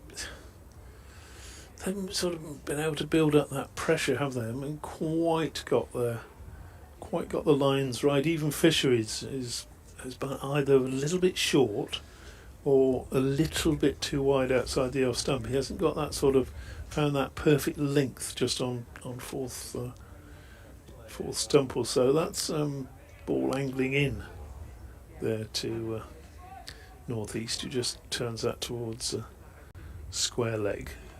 Just that was the length, but not that it needed to be another stump over, didn't it? That delivery, and perhaps threatening to move away a little bit.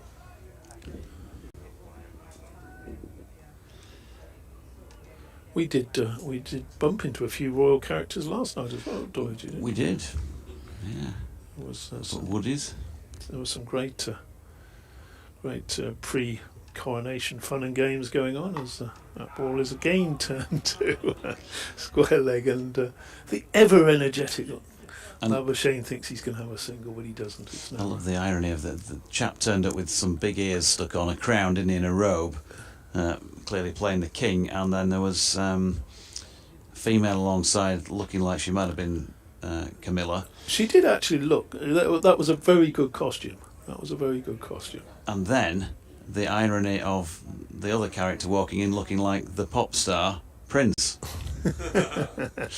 Yeah, there's a good delivery from Fisher, and that brings northeast forward, pushing into the offside no run. He got length of line just about perfect there. The ball didn't do a lot, but just maybe just settling into a little bit of a rhythm is Matt Fisher.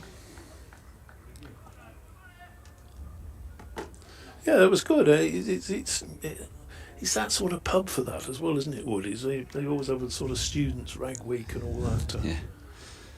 All that going on. Fisher bowls, and that's down the leg side. And Bairstow takes that, moving sharply to his left, and throws it to first slip. Plus ça change and all the rest of it.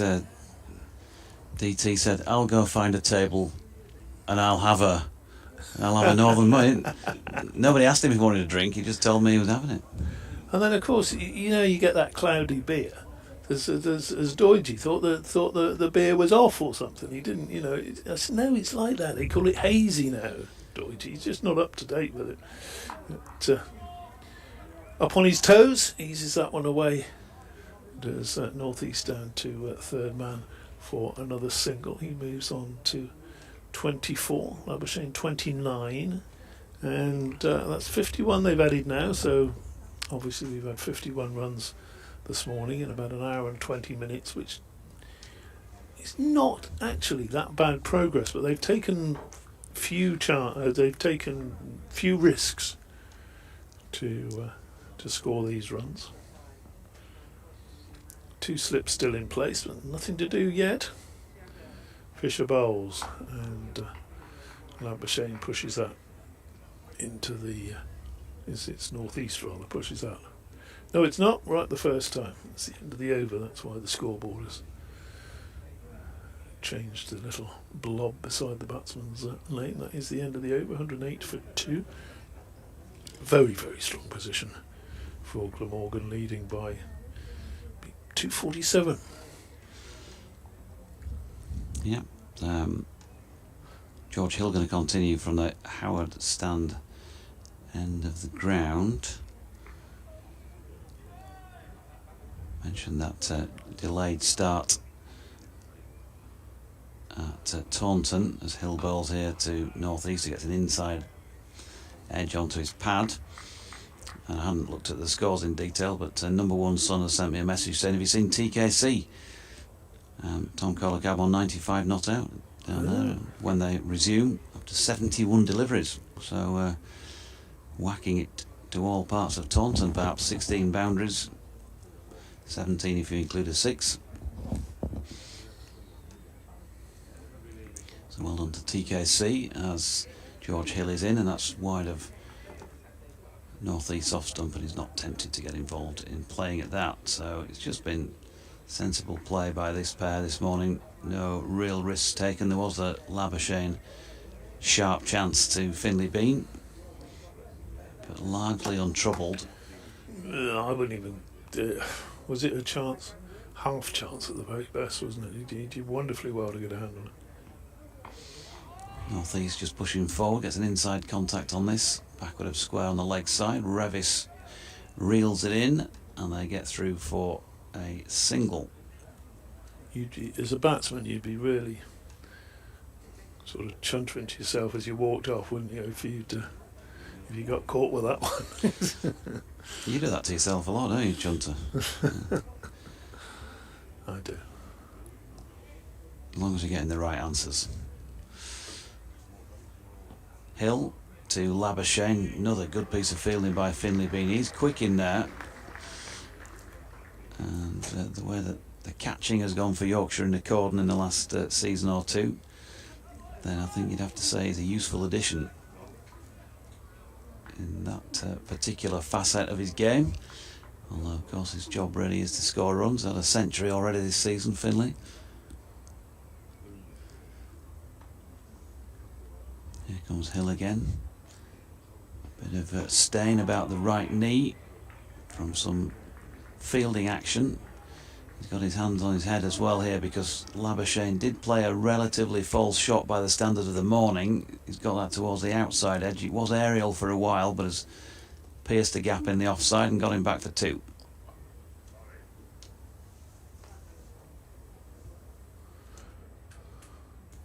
Looking forward to seeing Finlay Bean bat in the second innings, and saw another ex-Yorkshire player score a few runs on Thursday. Who would that have been, Deutsche?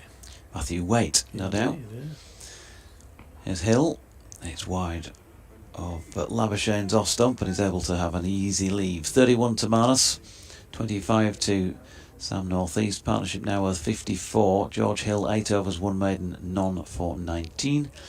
And with a lead of precisely 250 for Glamorgan, they are 111 for 2 in their second innings.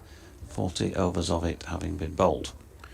I thought the way the injuries have gone for Yorkshire this year, that it would have been quite handy if Matthew Wade had still been on the staff, because he's that useful second or third seamer, isn't he? Sorry, second, you know what I mean. He's second change. Yeah. He obviously knew fairly early on last season that he wasn't part of the plans and secured himself that contract at Worcestershire. Here is Fisher, flicked off the legs down to long leg by North East for a single. Yeah, you say that, but then also bear in mind that he had had a succession of injuries. So this is now my 5th season in the chair, and he was the man in possession of that sort of lower middle order all-rounders spot right at the very start, but then didn't see much action. If you remember, right at the start of the 2020 season at COVID, he got injured in the nets at Durham the day before that shortened season was due to begin, when Jordan Thompson got his real opportunity in that position. Fisher's latest delivery turned to leg by Labuschagne, no run. So, it was another player who getting on the park with any regularity was an issue. And that's just one thing to take into account, because memories are short, and I know people, they look at these things, he gets a few wickets, he gets a few runs, and why did they let him go? But at the time he was here, his opportunities were relatively few, and a fairly significant reason for that would have been injuries, as Fisher's latest ball is turned into the leg side by Labuschagne, no run. I think he had a problem with sort of ankle area, something like that, which just really struggled to get rid of it properly. You've been in the chair for 5 years now. That means dear old Callie's left us for your 5th season. It's more than 5 years now, since Callie departed. And when I come here, you still expect to see him sort of coming shuffling in that old suit of his, don't you? Morning, DT lad, or something like that. He's sort of pushing the glasses up his nose, like Eric Morecambe used to. That beam on his face. Big toothy smile. We do miss the old fella. It was March 2018, wasn't it? Yeah. Here's Fisher, that's flicked to leg, beautiful shot by Labuschagne, just over pitching roundabout leg stump Matthew Fisher, and the ball is just going to make it to the boundary rope. Ben Code, interestingly, is down there standing pitch side and almost walked in to field it. Nicky Edwards was the man who picked it up from beyond the rope. It's a long boundary, out that side. Yeah, I was down in South Africa, Port Elizabeth, when I saw the news of Kelly. It was it's horrible. No idea it was it was imminent or whatever. And it's, just see something like that, you think no. So final, isn't it? Poor old fella. Yeah. Fisher to Labuschagne, who shoulders arms to one that doesn't get up as much as maybe some have this morning, and Fisher, frustration, looking to the skies. Oh Lord, why could I not have a wicket from that delivery?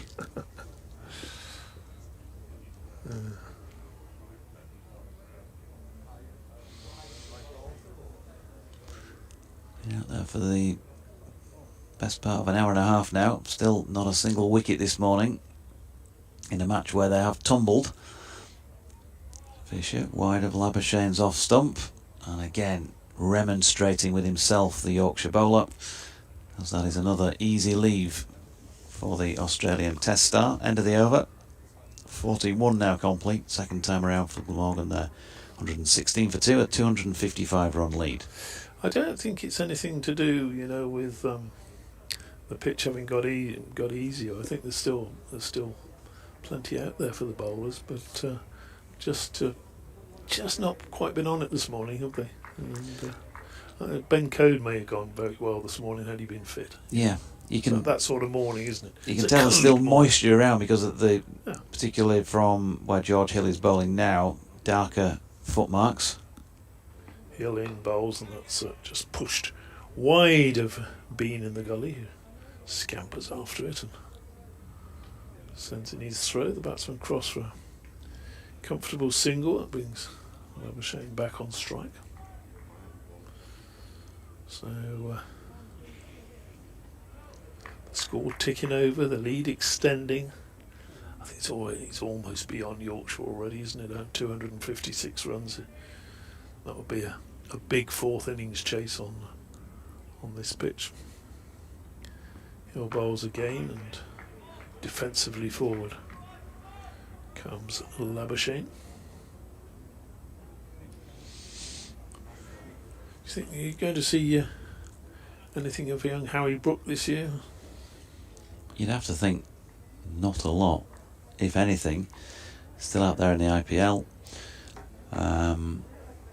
Who's he playing for? I can never remember this. Playing for the Sunrisers Hyderabad. Ah, okay.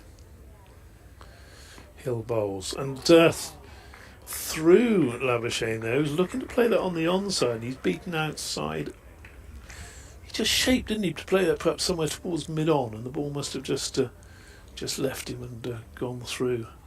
Few of those this morning. One from Jordan Thompson, really. One from George. Has not been much of that at all. Just got to get it in that right spot, and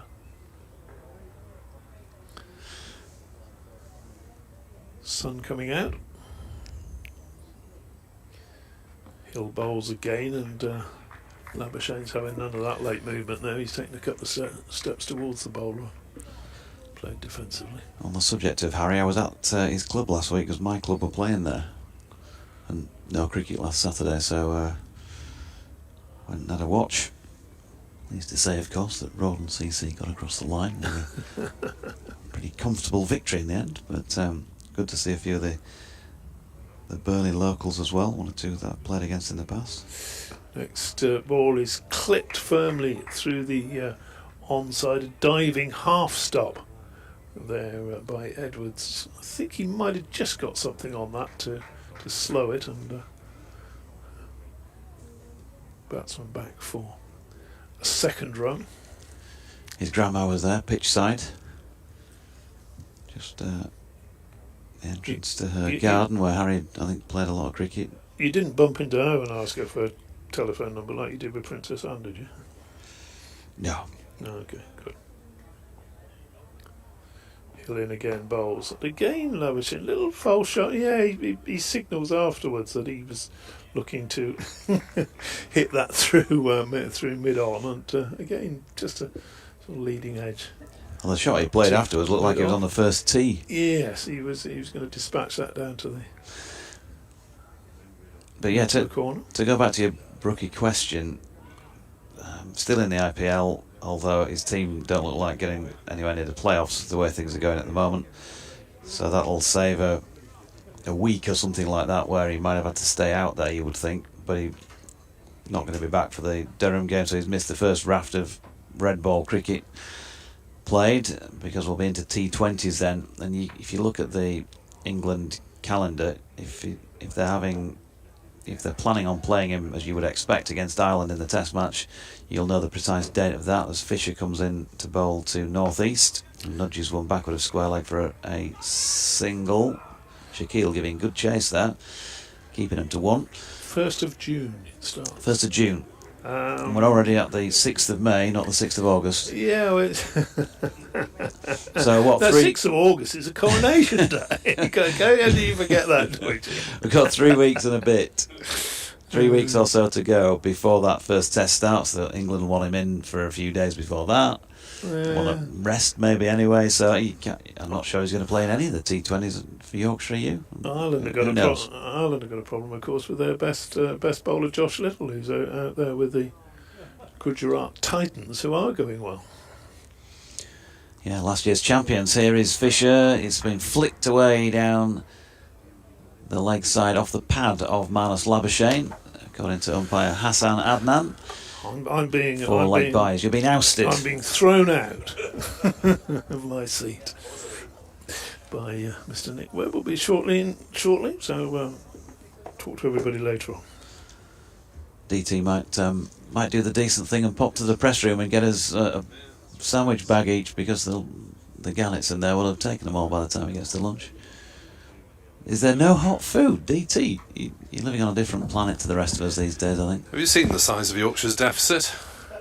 There's Matthew Fisher then bowling to Labuschagne. Ball short of length, and that's pushed out to point, where Jordan Thompson does the fielding, and there's no run. It's too quiet, isn't it, from Yorkshire's point of view? Far too quiet out there at the moment, because not a lot is happening, and it's marvellous if you're a Glamorgan supporter of the Welsh persuasion, because just about completely unruffled, a pair of them.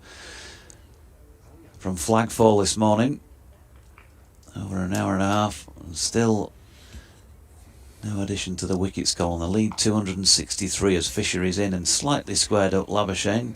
Gets over the top of that and again plonks it out in the general direction of point. Yes, well, in my half-hour break I've managed my social media functions for my club of sticking up a team sheet for tomorrow's game, which will be followed by an announcement that it's off probably tomorrow morning. Every other time I've stuck up a team sheet this season, we haven't actually played a game. There's Fisher trying to get into this game. Short, pulled by Labuschagne. There is a man though down at that long leg. Matthew Revis does the fielding and returns it for the concession of 1. You'd have to say to yourself, although it's still a green-tinged pitch and we've not had full day's play, so it's not that worn, but you'd have to say to yourself, here we are half an hour before lunch on day 3. International seam bowler Matthew Fisher's not managed to get through, nor has Jordan Thompson, George Hill, Mickey Edwards. There is no Ben Code, and there is another bowler in the Yorkshire ranks who's not yet been used. Matthew Fisher is in and wide of off stump, hands to his face, because he thinks that was fairly close. Not sure it looked quite as close as he thought. Sam North East just indicating to Labuschagne he should have pulled the bat out of the way. 125 for 2 at the end of the 43rd, but there might be the call on Dom Best between now and lunch to have a go. 12:57, on you go, Dom. Take us out trick if you don't mind. Hey ho, we have got 25 minutes. No. 40 minutes till the lunch break. So I wouldn't have ousted DT quite so early if I'd remembered 36 that. in fact, yeah. As Labuschagne deflects the first ball of the next over from Hill down towards third man and will take 2 runs as Fisher runs round from backward point to do the fielding duties. Labuschagne is obviously getting a little bit more confident in terms of the pace of the ball, because he really is coming down the track quite early and playing his shots on the walk. Must be quite disconcerting for the bowler, with the batter saying, "Yep, I can give myself slightly less time to deal with things." Hill bowls, this time Labuschagne shoulders arms to a routine delivery that goes through to Bairstow outside off stump. Good to see journalists from various national publications and websites around for this game, with of course the Bairstow angle. 20 not out he scored, 3 catches in the first innings. As Hill tears in, bowls, and Labuschagne again takes the step down the wicket and then defends when he gets there. But those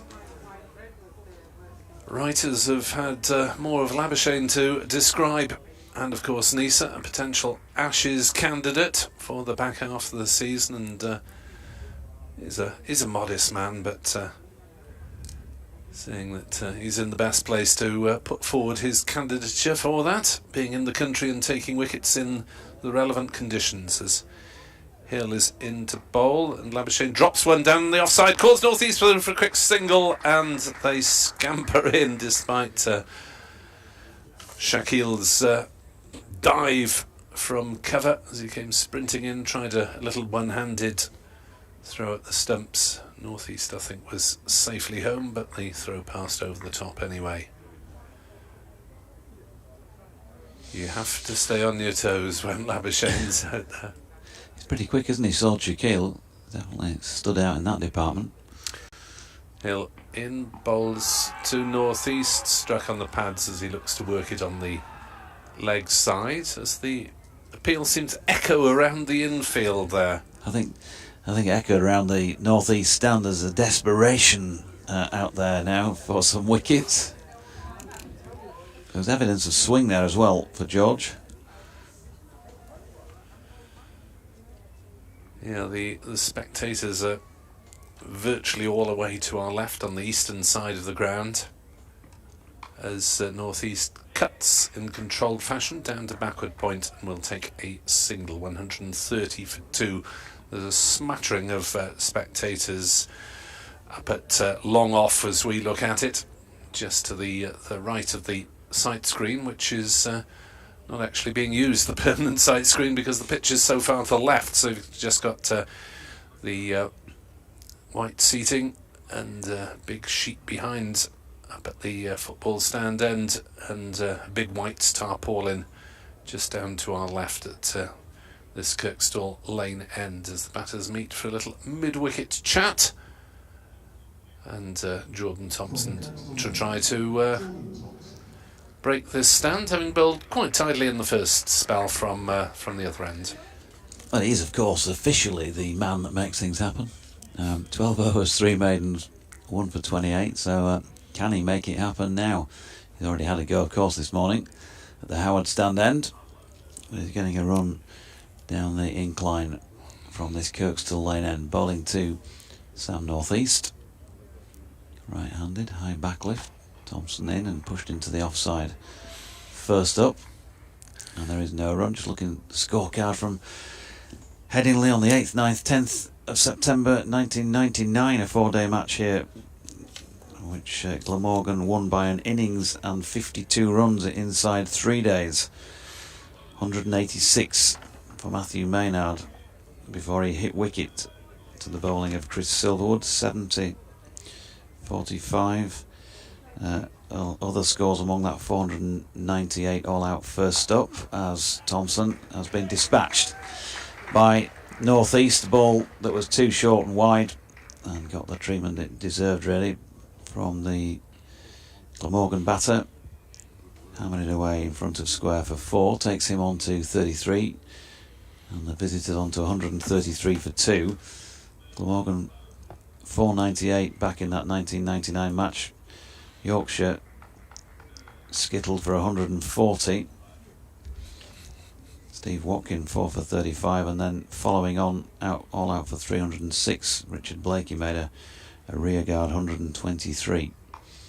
All our yesterdays as Thompson is in. That's run down backward of point by North East for a single. Milan round to do the fielding.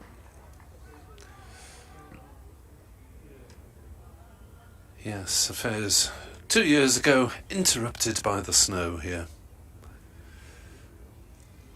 But that Glamorgan's most recent win was Matthew Maynard leading the charge, and Mickey Edwards is warming up as though he is expecting another spell charging in very shortly.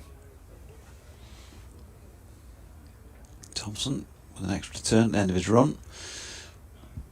Coming into bowl to Labuschagne, who's full face of the blade, pushing this one back past the bowler. Bess is going to cut it off just down beneath our feet. And they got back for 2. Labuschagne on 2-4.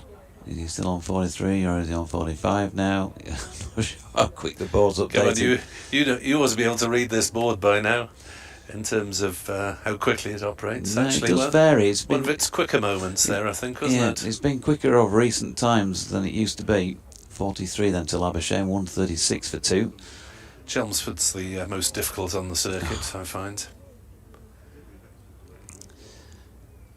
Here's Thompson, shouldering arms Labuschagne, no run. Yeah, you spend most of the time craning your neck to the left at Chelmsford to actually see the main scoreboard, and often it's just easier to have a glance away to the right. If you want to look at the monitor there, you're cricking your neck upwards because it's right overhead, isn't it? The little TV. Yeah, and you have to add the runs when you're using the board at Chelmsford usually, because they're not as speedy as some. Thompson, and that is wide of Labuschagne's off stump, and he's shouldering arms. End of the 45th, 136 for 2, the lead 275. Has Don Bess knocked over Adam Lythe's pint or something, or nicked his parking space, or offended him in some other way? I mean, you know, the seamers are through 10 overs each. You don't know what he's going to do until you give him the ball, Don Bess, do you? Well, it's kind of on the list as now worth a try when your seamers haven't got through, particularly this morning on, as I say, what still feels like it's a bowling day. Jay Grover says, "Oh, for heaven's sake, my Welsh grandfather has just thrust his hand through his coffin and is giving me the V's from beyond the grave." I don't think he's too impressed with what's going on from Yorkshire's point of view. Depressed the button, says, "Thanks for remembering Callie." Which is always a pleasure. And Pete Fox saying similar, great to hear memories of DC. As here comes Edwards then charging in from the football stand end. And North East gets one that rears and lobs over gully for 4 runs. Now that's extraordinary. A little bit more bounce and or pace from Edwards there, and North East really wasn't in control of that one. Lobbed up, it was well over the fielder's head, but the batter had no control over that shot whatsoever. Now those watching the streaming will get a replay here. Just kicked off a length really, wasn't it? It was just leaning forward to play a length ball. Soft hands, shoulder of the bat, definitely, I think, yeah. Looped up in the air, over bean. Need to have been standing on his own shoulders to have a chance of that one. 140 for 2. North East moves rather fortuitously on to 38. Horse, stable door, bolted, third man. 4 runs just gone down to third man, so you stick one in. It happens in every form of cricket, doesn't it? Edwards is in to bowl to North East, a wide delivery that North East slashes at and makes no contact. Finn McCool on Twitter saying, "My 350 as soon as possible prediction and declare is looking a bit more promising." Well, I don't think Glamorgan would declare at 350, to be honest, should they get in that position, which they should do now at some point, weather permitting. Today, I think they'd go over 400 if they can, if they have that option. As third man, having been there for one ball, was it? It's now switched to backward point. Edwards into northeast, who turns his wrists on it and sends it down to fine leg. It's a short boundary on the 45, and it's fielded Don by Leach. but number 8, Leach. Not among the original 14-man squad named by Yorkshire. Perhaps we've seen Revis, haven't we? Have we seen Revis? Don't think we've seen Tassel today. No, I'm guessing. I'm not sure, but he might be playing for his club, possibly. As that's through outside off stump, and Labuschagne shoulders, arms. Yes, it makes sense, doesn't it, for players to get a bit of club cricket when possible. The 3 extra players named by Yorkshire for this match were Tassel, Revis and Wharton. But now we've got Leach fielding at fine leg. 141 for 2, lead 280. Edwards in to bowl. Labuschagne just checks his drive. It'll be fielded by a scrambling mid-off, running back from mid-on rather than from mid-on. There's some hilarity on the terraces. I wonder if it's the Don Bess fan club. It was Bessie who fielded that. He was running back from mid-off to deep mid-on. To get it right. Might be some travelling support from the south west. Who knows? 142 for 2. There are Welsh supporters in the ground. As Northeast drops one on the leg side and calls Labuschagne through for a quick single. I sent a picture of the action next door and asked whether I was there last night by Edward Cooper, who obviously took in a bit of rugby league. Didn't go too well for the Rhinos. I was impressed the spectators arriving about 6 o'clock when I seemed to be in good numbers in the Rhinos shirts when I was departing the ground. Didn't see what the attendance was, but I did see what the result was, sadly. Yeah, Salford victorious. Rhys Williams, the Welsh player, among the scorers for the visitors. Some English players scored as well, I'm sure. Yes. Do they not get a mention? No. Jordan Thompson is English, and he's bowling from the Kirkstall Lane end. And on his way in now past umpire Hassan Adnan, right arm over the wicket. That's dropped into the leg side by Sam Northeast. Shaquille round to field. No, I'm not particularly a rugby league man, and my knowledge of the sport is probably not what it should be. I did report on a Wales Rugby League win over Lebanon, I think it was, at Llanelli. Somewhat unlikely combination. A lot of Lebanese expats or communities in Australia, I think, so a lot of them are drawn from Aussie-born people of Lebanese heritage, but I don't think the game is genuinely building in that part of the world, as Thompson's latest delivery is pushed to mid-on by Northeast. There's no run, and of course you'll know that there's been a strong connection really over the years, well, or at times a strong connection between Wales and Leeds RL, as they were known before they became the Rhinos. Lewis Jones lives just behind the cricket club to which I was referring to earlier. All right. Rawdon CC. Still see him about, ambling around up the high street now and again. Off Town Street, here is Thompson in, it's wide, short, and that will be 6 runs over third man. Chopped aerially by Sam Northeast. It's drawn some cheers and applause, and it brings 6 more to Northeast, which takes him to 46. The partnership to 92, Glamorgan to 149 for 2, and the lead to what under the circumstances looks like a pretty hefty one, 288. It looks like the lunch mission has not been successful as yet. Lunch has not arrived, but of course lunch is that 10 minutes later.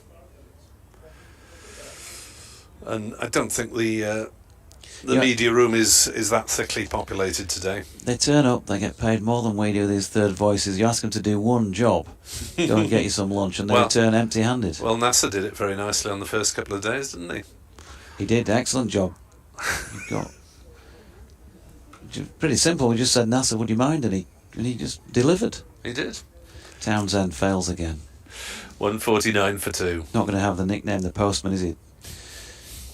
DT failed to deliver. Waiting for the second post. Thompson on his way in to bowl to northeast, who pushes into the offside where Revis is round to field. No run. He's an elderly gentleman, he says. Perhaps in the manner of some delivery firms, he's just chucked it outside and said he's done his job. Taking a photograph of it, yeah. Be careful not to name any brand names there. Yeah, they blocked in a few people in the van as well, weren't he? Of course, while he did that. Lobbed it in from 10 yards range. Job done. Thompson in past umpire Adnan. It's wide of off stump and eased into the offside square by northeast, but picked up a point. No run. And very good afternoon to listeners to 5 Sports Extra with Glamorgan on 149 for 2, leading by 288 runs. Glamorgan's morning, not a wicket has fallen, and really just the one. Well, it's not even a half chance where Bean did well to get anything on a fierce cut from Labuschagne on 11. Here's Jordan Thompson.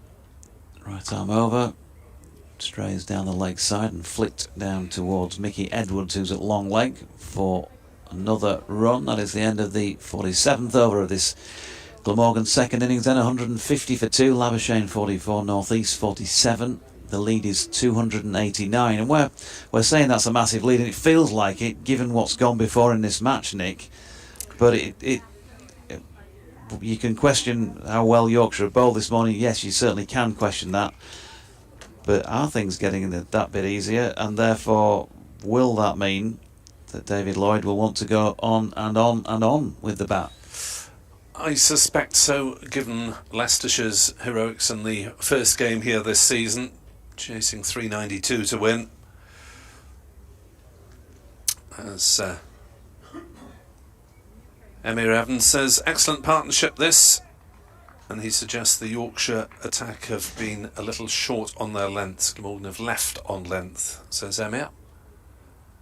As Edwards bowls and northeast defends on the offside, thinks about the single, Shakil comes dashing in. Edward Bevan says, with rain about, 350, 375 would be a challenging target. I think they'll go, if they can, a little bit longer than that, Edward. Yeah, and if they have been too short with their length, then that is obviously disappointing. It's the home side who you would hope would know where they'd want to put it on the home patch. Here's Edwards into bowl. Northeast plays that one deliberately away down towards third man, which is now vacant, and that takes Sam Northeast to his first half century of the season. It's taken 88 balls, it's included 5 fours and 1 6, and it is greeted with applause from the balcony beneath us and the Welsh followers dotted round Headingley. Yep, he's played well, no doubt about that. He's taken numerous opportunities that have been afforded to him. It's his 62nd first class half century to go with 2700s.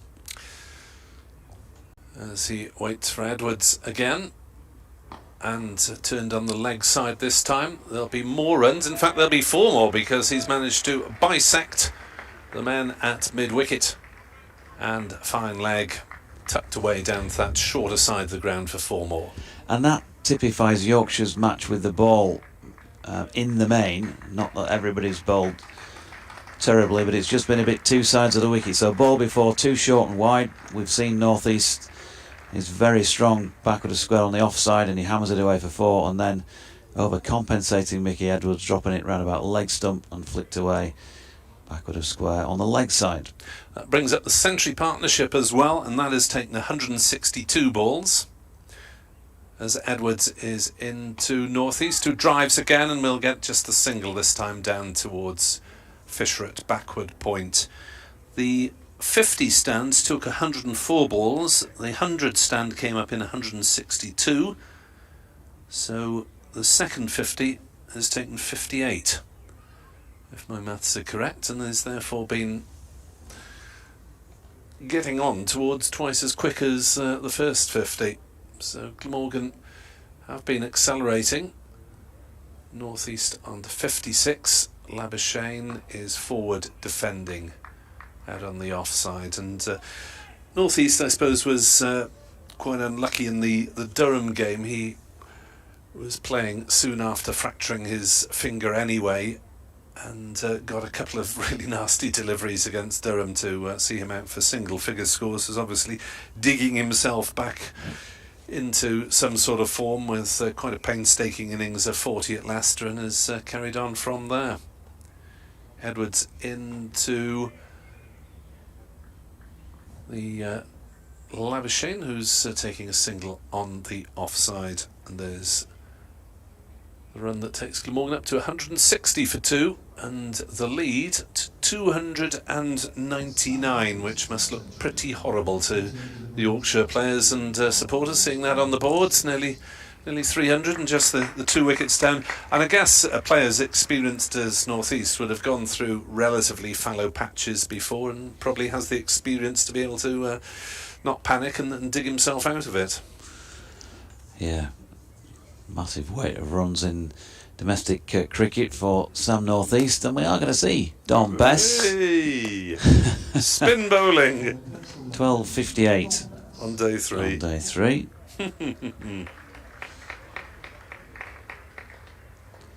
Coming on from the Kirkstall Lane end of the ground, which is probably what you would have expected given where the pitch is set, although you wouldn't say the boundaries are massive at any point on the ground here, as that rope is a fair way in from the western terrace side of the ground.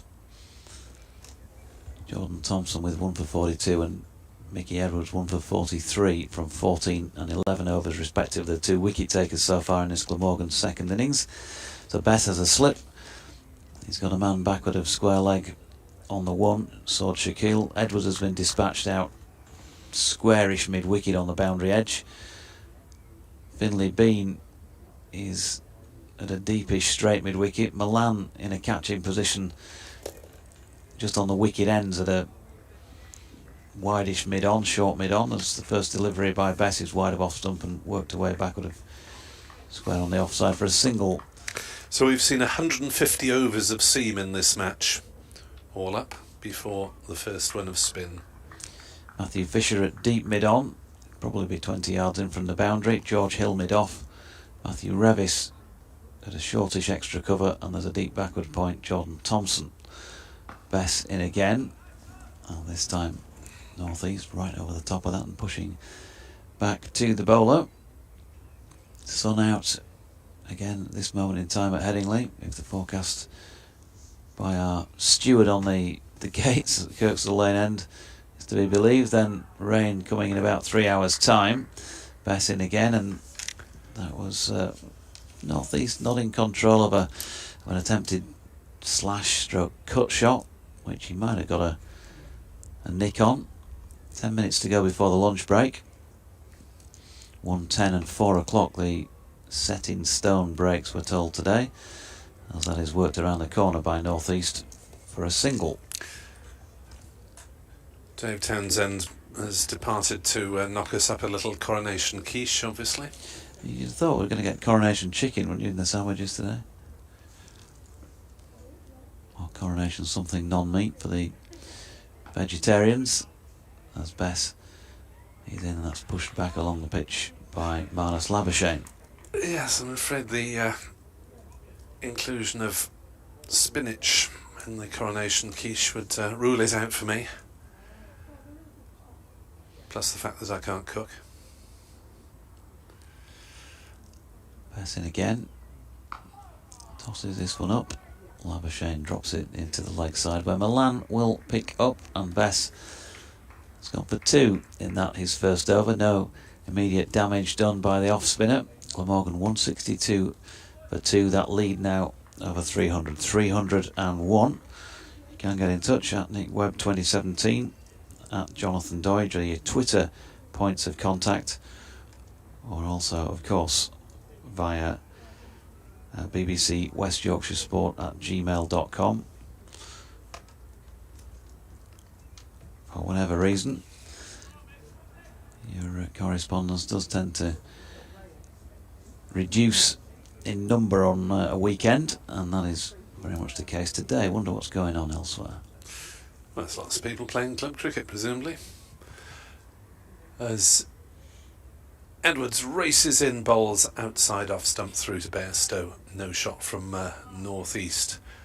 Maybe some people out on the park by now playing their first game of the season for some, with all the bad weather that's been around. So if you're on your way to watch a local club side, then take us with you and have a listen while you're out and about. BBC website and app as Edwards bowls, and prodding forward goes northeast. Good areas from Edwards. Yeah, just about his best delivery of the day, and he's had quite a few. Has been a little short and wide earlier on, threatening Johnny Bairstow, if no one else. Bairstow has got 2 slips for company in the form of Hill and Lythe. As Edwards bowls, northeast drives. Good cricket all round. Well played, well fielded. At cover, where Bess is covering both mid-off and cover positions. But that one well blocked. 162 for 2. And Glamorgan will be able to reassess at lunch whether they have got the liberty just to try and press on a little. Northeast does just that by driving a full-length ball down the ground.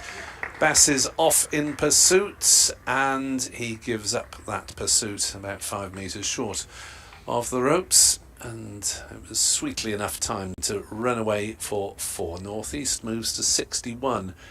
Glamorgan on to 166 for 2. They resumed at 57 for 2, so 109 added in this slightly elongated session, but crucially without losing a wicket, so that gives them options for the afternoon session.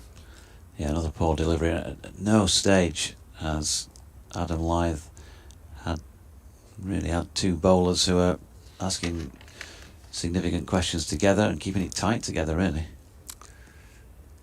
Edwards in, bowls northeast, plays it on the leg side, fielded at mid-on. No run.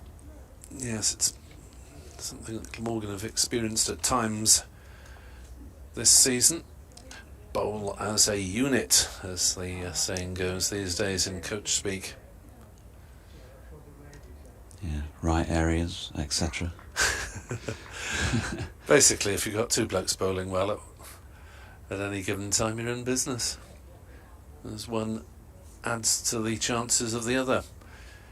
Edwards bowls, northeast drives, Bess a scrambling stop in that wide mid-off stroke cover position. 166 for 2, a little bit of dark cloud, a little bit of brighter sky. Hopefully the rain will hold away for a couple of hours at least from the Welsh point of view. Yorkshire could be forgiven for wishing it was hosing down by now. Tom Bess going to continue then, 5 minutes before the break. Jay Grover says on the correspondence front, I've sent thou loads, just nothing of value.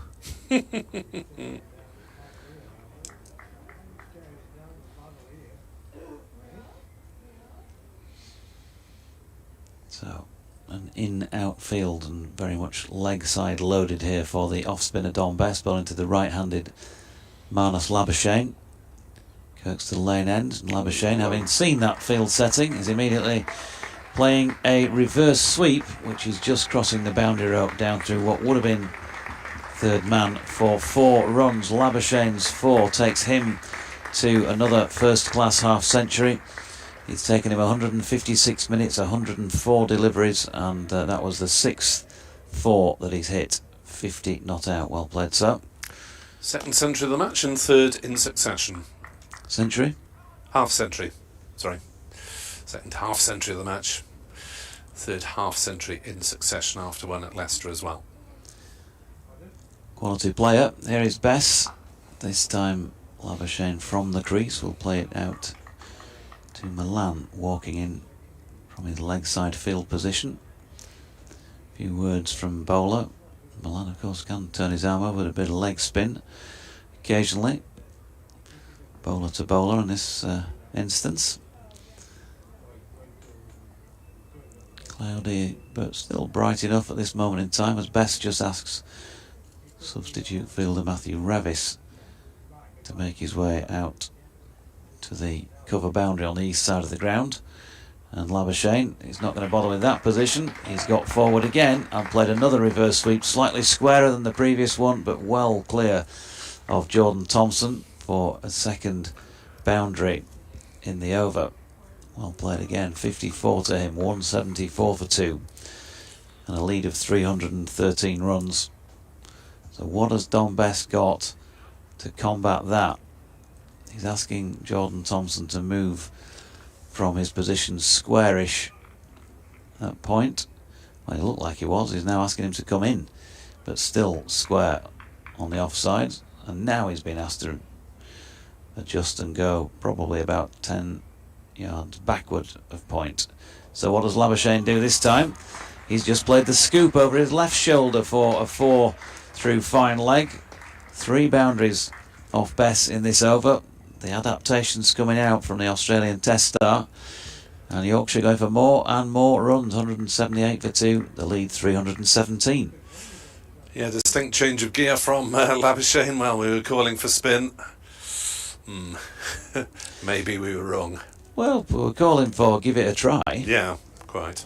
Because nothing else was happening. I don't think there's anything wrong with that. I don't think it's really a call for anybody to be thumbing their noses at each other, is it? It's just a situation where they need to try something to bring about a wicket. He might get one his next ball. Who knows? He doesn't, because it's flicked backward of square leg where Sword Shaquille is in position to dry up the boundaries, but Bess 11 balls bowled. He's gone for 14 so far. 12 of them in this over. And he's in again, and that played with the turn to the feet of Milan in the leg side end of the over then. So 2 overs for 14 for Don Bess. As Nick says, the experiment with the off spinner hasn't worked so far, but can't just magically make it happen. But it was worth a try. Whether or not we'll see him again at the other side of lunch would be questionable, I suppose, on the back of that. But they were looking like they were going to play another over, but the clock has ticked over to 10 past 1, and they've decided that enough is enough. I'm sure Yorkshire want to get off the field. The way things have gone, 178 for 2, Labuschagne 58, North East 61, and the Glamorgan lead 317, and very much the morning of the daffodil. Absolutely, 121 runs added without loss in the 2 hours and 10 minutes, and it is Glamorgan whose luncheon will taste the sweeter, and we'll see how much David Lloyd and Matthew Maynard have an eye on the weather radar as to whether they will look to get some sort of declaration today. If the rain, as the Mystic Steward forecasts, is indeed going to be with us around about the tea interval, we can forecast that we should be back in 40 minutes time here on BBC Sport Online with Glamorgan 178 for 2, leading by 317 runs.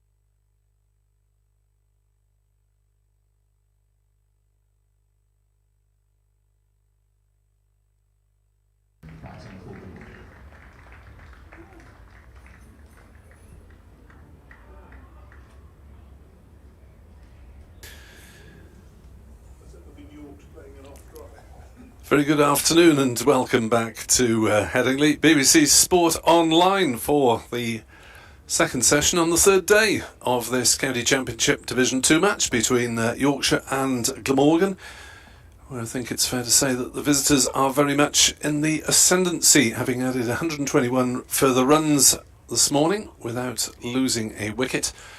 The not-out batters are Sam North East on 61, Marnus Labuschagne on 58, and only really one quarter chance to talk about during the morning session where Finlay Bean did well to get anything on a firmly hit cut shot from Marnus Labuschagne, but managed to knock the ball up in the air, but unfortunately for him couldn't take the rebound.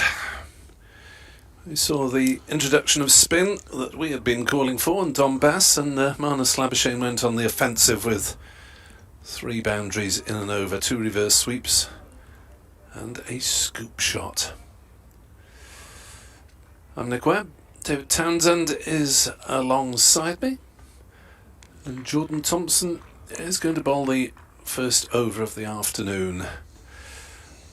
And how far can Yorkshire exert containing tactics for this afternoon? Well, they've got one slip, a gully, and a man in a cover-ish catching position, as that is a wide outside the off stump, and umpire Blackwell agrees with us. That was pitched wide and went wider from Jordan Thompson. So that was very much the loosener from Thompson, and a question really of how far Glamorgan put the foot on the accelerator, how far they try to, because the ball hasn't really been coming onto the bat as Thompson bowls, and that one is driven by North East slightly uppishly towards point, and just past the man stationed for that opportunity. On the offside, single taken, North East to 62, 180 for 2. Does suggest that the batters still having to work hard for their timing here. Yeah, definitely. He just, as we saw this morning, didn't we, with North East a couple of times, just playing a little bit early at it, hitting the ball in the air. Bess is the man crouching in there as Labuschagne down the pitch, and he chips one towards mid-wicket, and he'll pick up. Oh, they're coming back for the cheeky second. I was going to say pick up the single as the throw comes in from mid-wicket. That was run hard by Labuschagne to pick up 262 for 2. Yeah, he's getting 82 for 2, sorry. Getting outside off stump, trying to work the ball through the onside, because this regular Yorkshire listeners will know this is a field that 7-2 field with no fine leg that Steve Patterson used to bowl to regularly. Labuschagne taking it on then as Thompson bowls. That's outside off stump. Labuschagne will have nothing to do with that. Yes, that's quite inviting, I suppose, if Labuschagne is willing to risk getting across his stumps and playing towards leg, because mid-wicket is the squarest fielder. Yeah, nobody between mid-wicket and the keeper. So picture that, if you will. Mid-wicket, mid-on, mid-off. Cover, short cover, deep point, gully, third man, and slip. That's outside off stump from Thompson. Well, that is bowling to his field, I suppose. Batsman can't quite reach it. Well, this could well be the tactics. Bowl a foot and a half outside off stump, and obviously the batsman's got to force it in the air. Gully will be in business, or tries to play off the front foot, then the short cover's going to be there as well. Is this a cunning plan that will operate well from Yorkshire? Again, outside off stump. Labuschagne ignores it. Wearing 33 this season, down from 99 last year in the Glamorgan shirt, in line with his Australian number, as will be seen in that Ashes series come June.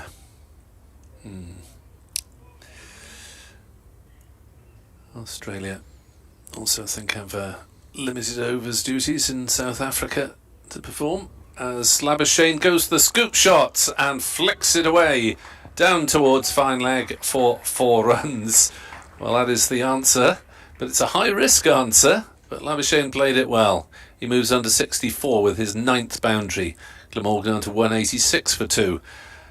End of the first over. 7 runs came off it, and if Labuschagne is going to take on that shot regularly, we could be in for some... There's the gap. There's the... you say it's high risk, and yes it is, but in a way... most of the risk is actually going to be lofting the ball into the direction of where there's no fielder. Of course, he can get a leading edge, and can get in a tangle as well. But as you saw then, he didn't quite do what he wanted to do with that, but he still got 4 runs, doesn't he? Yeah, just the risk of it spooning up off some unexpected part of the bat with lobbing to slip or keeper or whatever. Yes, that's that is the danger. But there's a big area down there, isn't there, that he can land safely in, and that one did. What if you put you in the Glamorgan captain's chair, which I'm sure you'd be delighted to sit in, Nick? What would you be looking for as far as declaration goes? Interesting field here as well. As Edwards runs away from us, short delivery outside the stump. He's got, oh dear, so excuse me laughing, but he's got 3 men out for the hook shot, which is fine leg, long leg, deep backward square, would we call him, and deep forward square, man just in front of square. And the umpire, Ian Blackwell's now moving across from leg to off so he can make sure that none of those fielders actually encroach and go behind square, and a short leg as well. So you're expecting a sort of peppering, and that one was short and wide outside the off stump. The first one, will he do better this time? Edwards bowls, and he's bowled that where he wanted to as a pull shot. Has somehow got to point. What happened there? Did he off the cue? I think cue end, tail bottom of the bat. Northeast through the shot rather too quickly. Depends how confident David Lloyd is in his weather forecasts, I think. I'd say he would look to add at least another 100, possibly 125 to take the target up to 450. Whoa. Edwards bowls and angle down to backward point. Which might strike some listeners as rather conservative, but... would strike me as being conservative. Just depends how many overs he's confident of being able to bowl tomorrow, really. I think ideally would like to see Yorkshire batting today. Now, whether that's before tea, if he's expecting rain to come in at tea, or before the close, I'm not sure. Sure, he'd have a happier Saturday night if Yorkshire had 2 or 3 back in the hutch. Next delivery up on his toes, plays that backward of point for no run. It is reported that the Glamorgan Travellers and the St Helens Balconeers here are jubilant at lunch on day 3. As well they should be, because it's the game is beyond Yorkshire now, and is the only thing is whether they can dig in and survive. Is Edwards again short, and that one's pulled, but again not timed. It's the mid wicket who does the fielding of those 5 men on the onside. Yes, he's launching into those pull shots enthusiastically, isn't he, Sam Northeast? But even a player of his experience is not timing the ball consistently at the moment. Matt Fisher there at mid-wicket, giving the ball a determined polish before he returns it to the bowler.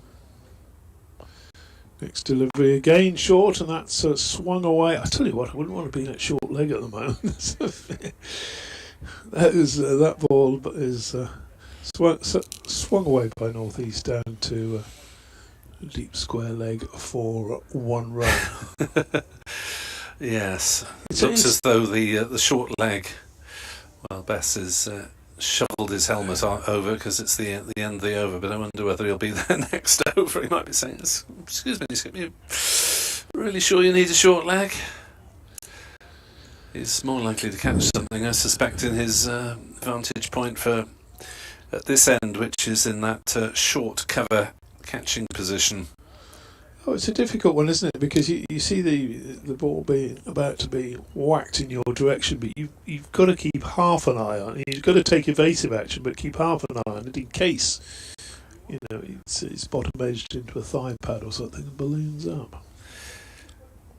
Here's Thompson, outside off stump. North East plays no shot. Fairly bright at the moment.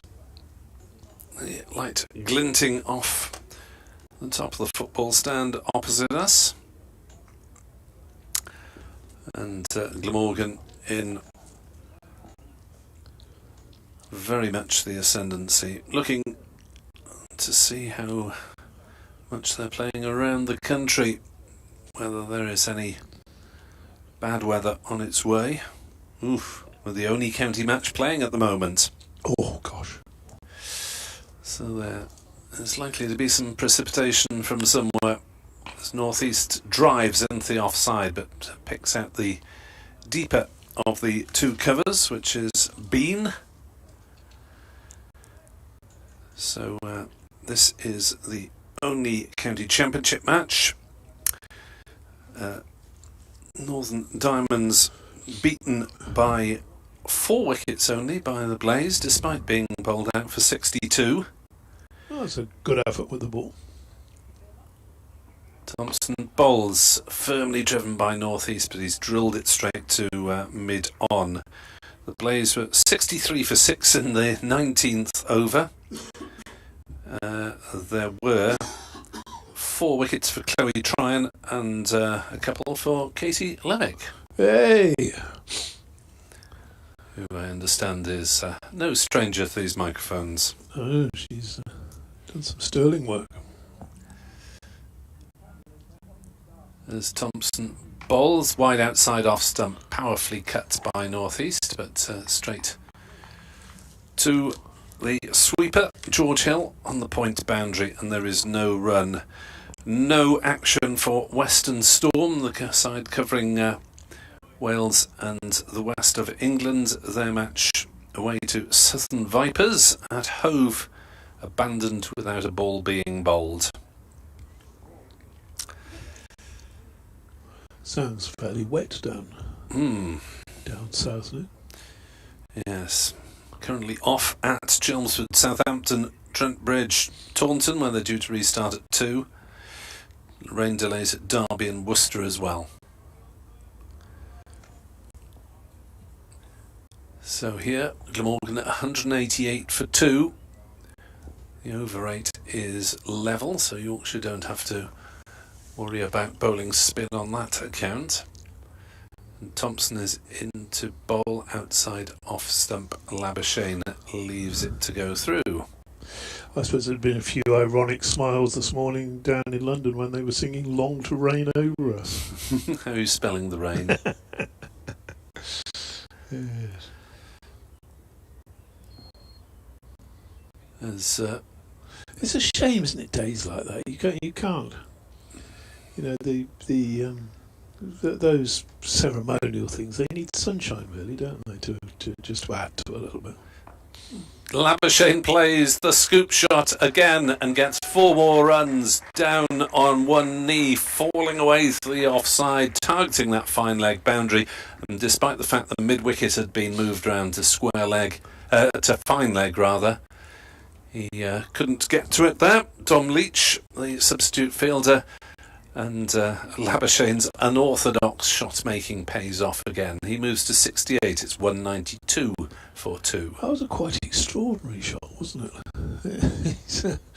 That ball would have probably is the sort of ball that you offer the front pad to and raise the bat, and it goes through to the keeper sort of foot and a half outside off stump, and somehow he's managed to get over there and get underneath and lift it. And there's a lot of mechanics involved in that shot, isn't there? And probably just back of a length, maybe even, but he got out there and got underneath it. Edwards runs down the hill, bowls, and that's turned just past short leg, a diving attempt at a stop. It doesn't present North East getting a single. He moves on to 65. Yeah, well, all you have to do really, and this is the same with any cricket shot, is to present the bat to the ball with the right angle and a little bit of velocity, a little bit of movement, so you're actually hitting it. Bat doesn't even have to be moving in some cases, of course. It could be just firm wrists. Edwards bowls, and that's down the leg side, and Labuschagne allows that to go through. But the contortions you have to go through with the body to get the bat in the right position to play that shot is extraordinary. Yes. Yeah. But quite entertaining. Yes, if he plays those regularly, there will be entertainment. On at Taunton, we have action elsewhere. Well, still 3 men out here for the miscued pull or hook. Now he attempts to pull that, and he does miscue it because he's hit it through mid-on as Labuschagne, and he's got 2. He's going to come back for a third. That chase and throw from mid-wicket by Matt Fisher. He's demonstrating all sorts of shit. He's obviously been on the coffee again at lunchtime, hasn't he? There's Marnus. He's demonstrating to his dressing room a couple of different shots he thinks he should have played. I think he was looking to pull it through mid wicket and just got it through mid on somehow. Next delivery, there's a shout of catch, but it lands short of Shaquille coming around from square leg. Now that's what they were looking for the deep square leg. It wasn't in the air long enough, but very possibly North East just pleasing. Pulling out of the shot, or half pulling out of the shot, recognising that they had all those fielders back. Thickly populated leg side now. Yes, another fielder. It's the skipper himself, Adam Lythe. He's moved over to. He's not quite mid-wicket. He's somewhere between mid-wicket and square leg as Edwards bowls, pitches up, and that's smashed back down the ground.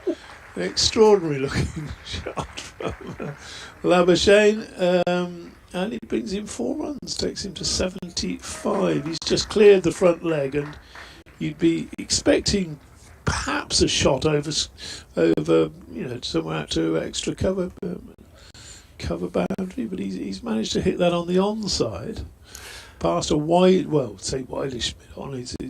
There is no mid-on. The 6 fielders are forward short leg, forward square leg, if you like, a mid wicket, and 3 men out for the pulled. And he's again got short delivery and looked there to be pulling, and again, just whether he's doing something with his wrists there just to get it in that position. He's hit it over mid-off, perfectly safe shot, and another boundary. So the charge is on for Glamorgan, who brought out 200 in that over, which passed us by. 205 for 2. So the lead now, if my maths is right, is 344. Probably aided by the fact that it's on the bottom of the scoreboard. Oh! Right now, 139 to even the likes of the sort of innumerate Kevin Hand would probably have been able to work that one out. You add the 5 to the 39. Yeah, it's not too bad, is it? Cali was never great, with the numbers either. We often needed a bit of a.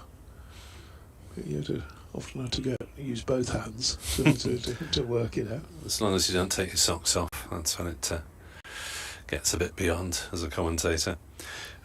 Tom Kohler-Cadmore apparently hit his first ball of the session for 6 to reach his century for Somerset against Northants.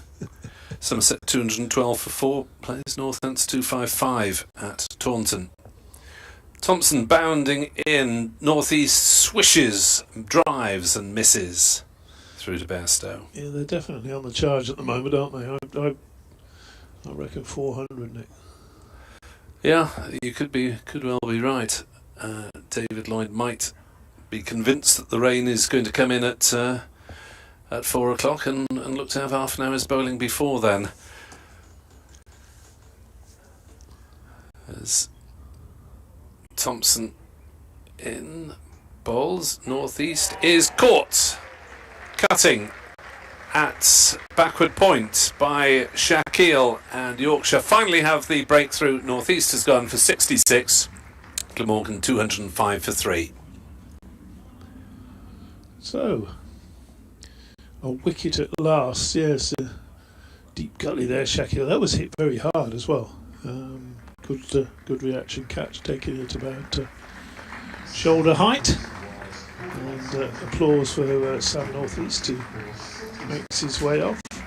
114 balls he faced for his 66, 7 fours, and that 1-6 over third man that he played off Thompson in the morning session, but Glamorgan looking to get on with it. The lead 3-4-4, 7 wickets still in hand as Kieran Carlson comes to the crease. Carlson made 16 in the first innings, which was his first double-figure score of the season, on the grounds that he'd hit 2 centuries and 3 single-figure scores before that. So he's been in the runs this season. Glamorgan producing centuries from the middle order, 2 from Carlson, 1 from Root, and 1 from Chris Cook, as well as a 90 from Michael Nisa.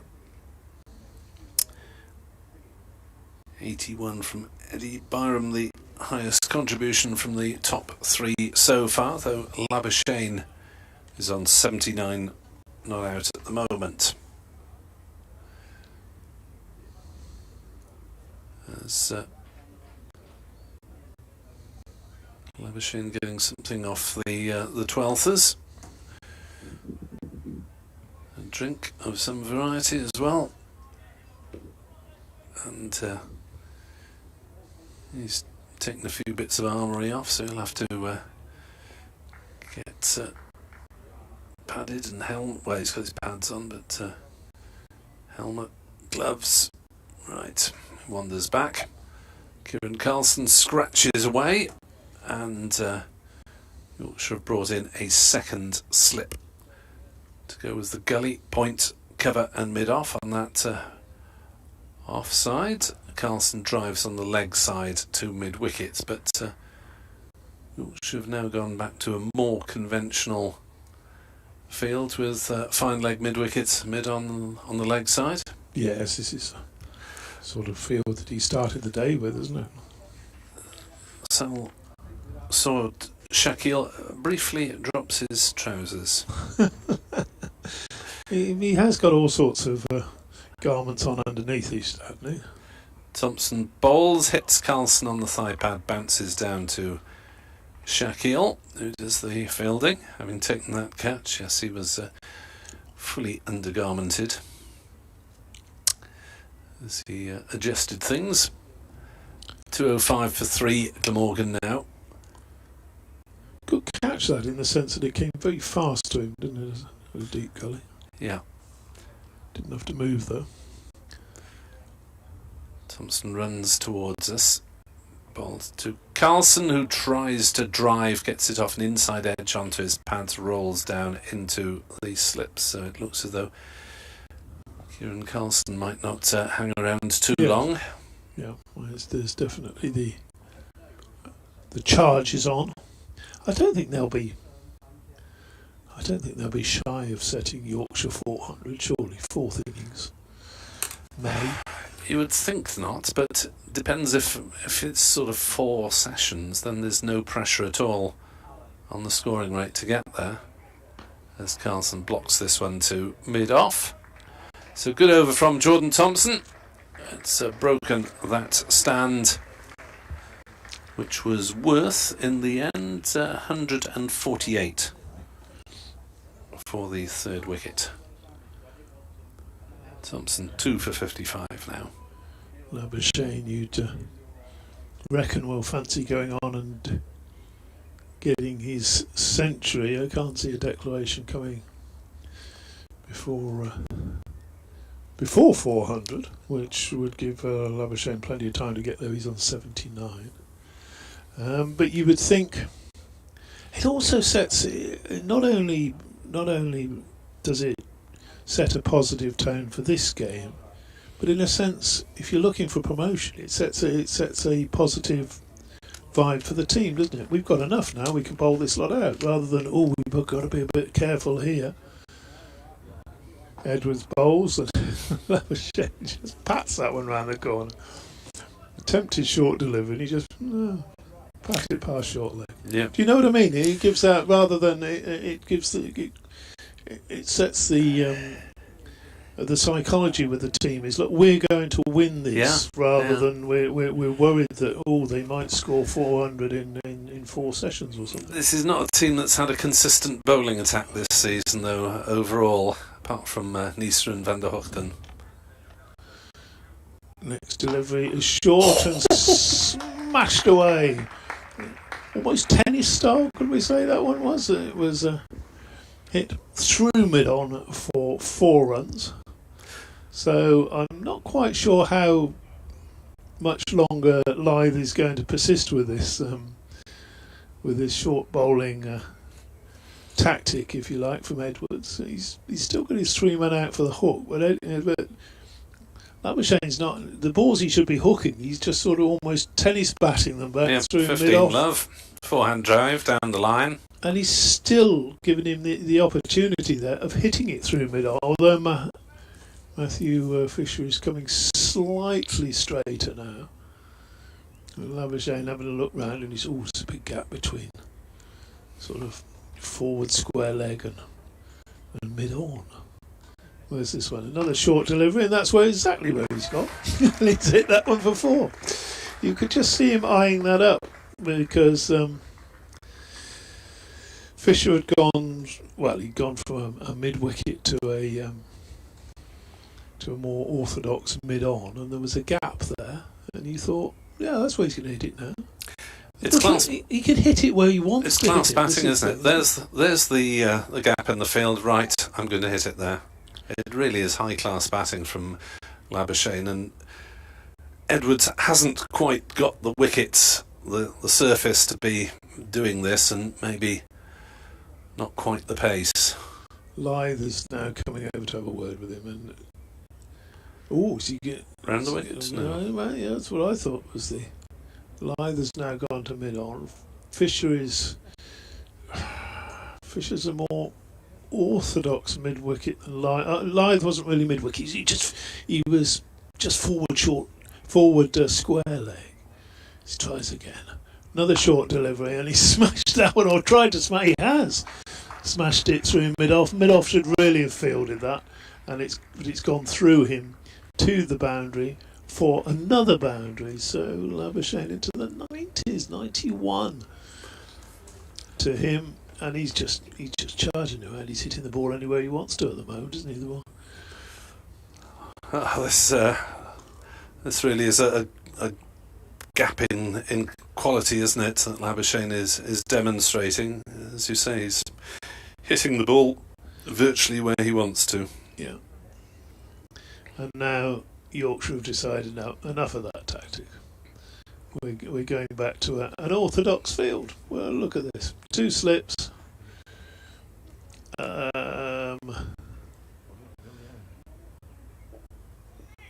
Cover. Or extra cover, rather. Don Best going into a short cover position. So 2 slips, 3rd man, backward point. Short extra, mid-off, mid-on, mid-wicket, and fine leg. this would have been the field, the first ball of the day that Edwards bowled. So he's given up on that tactic. It wasn't successful. It's cost a lot of runs. He now bowls to Labuschagne, who pushes up to mid-on, and we're back to playing proper cricket again, Nick.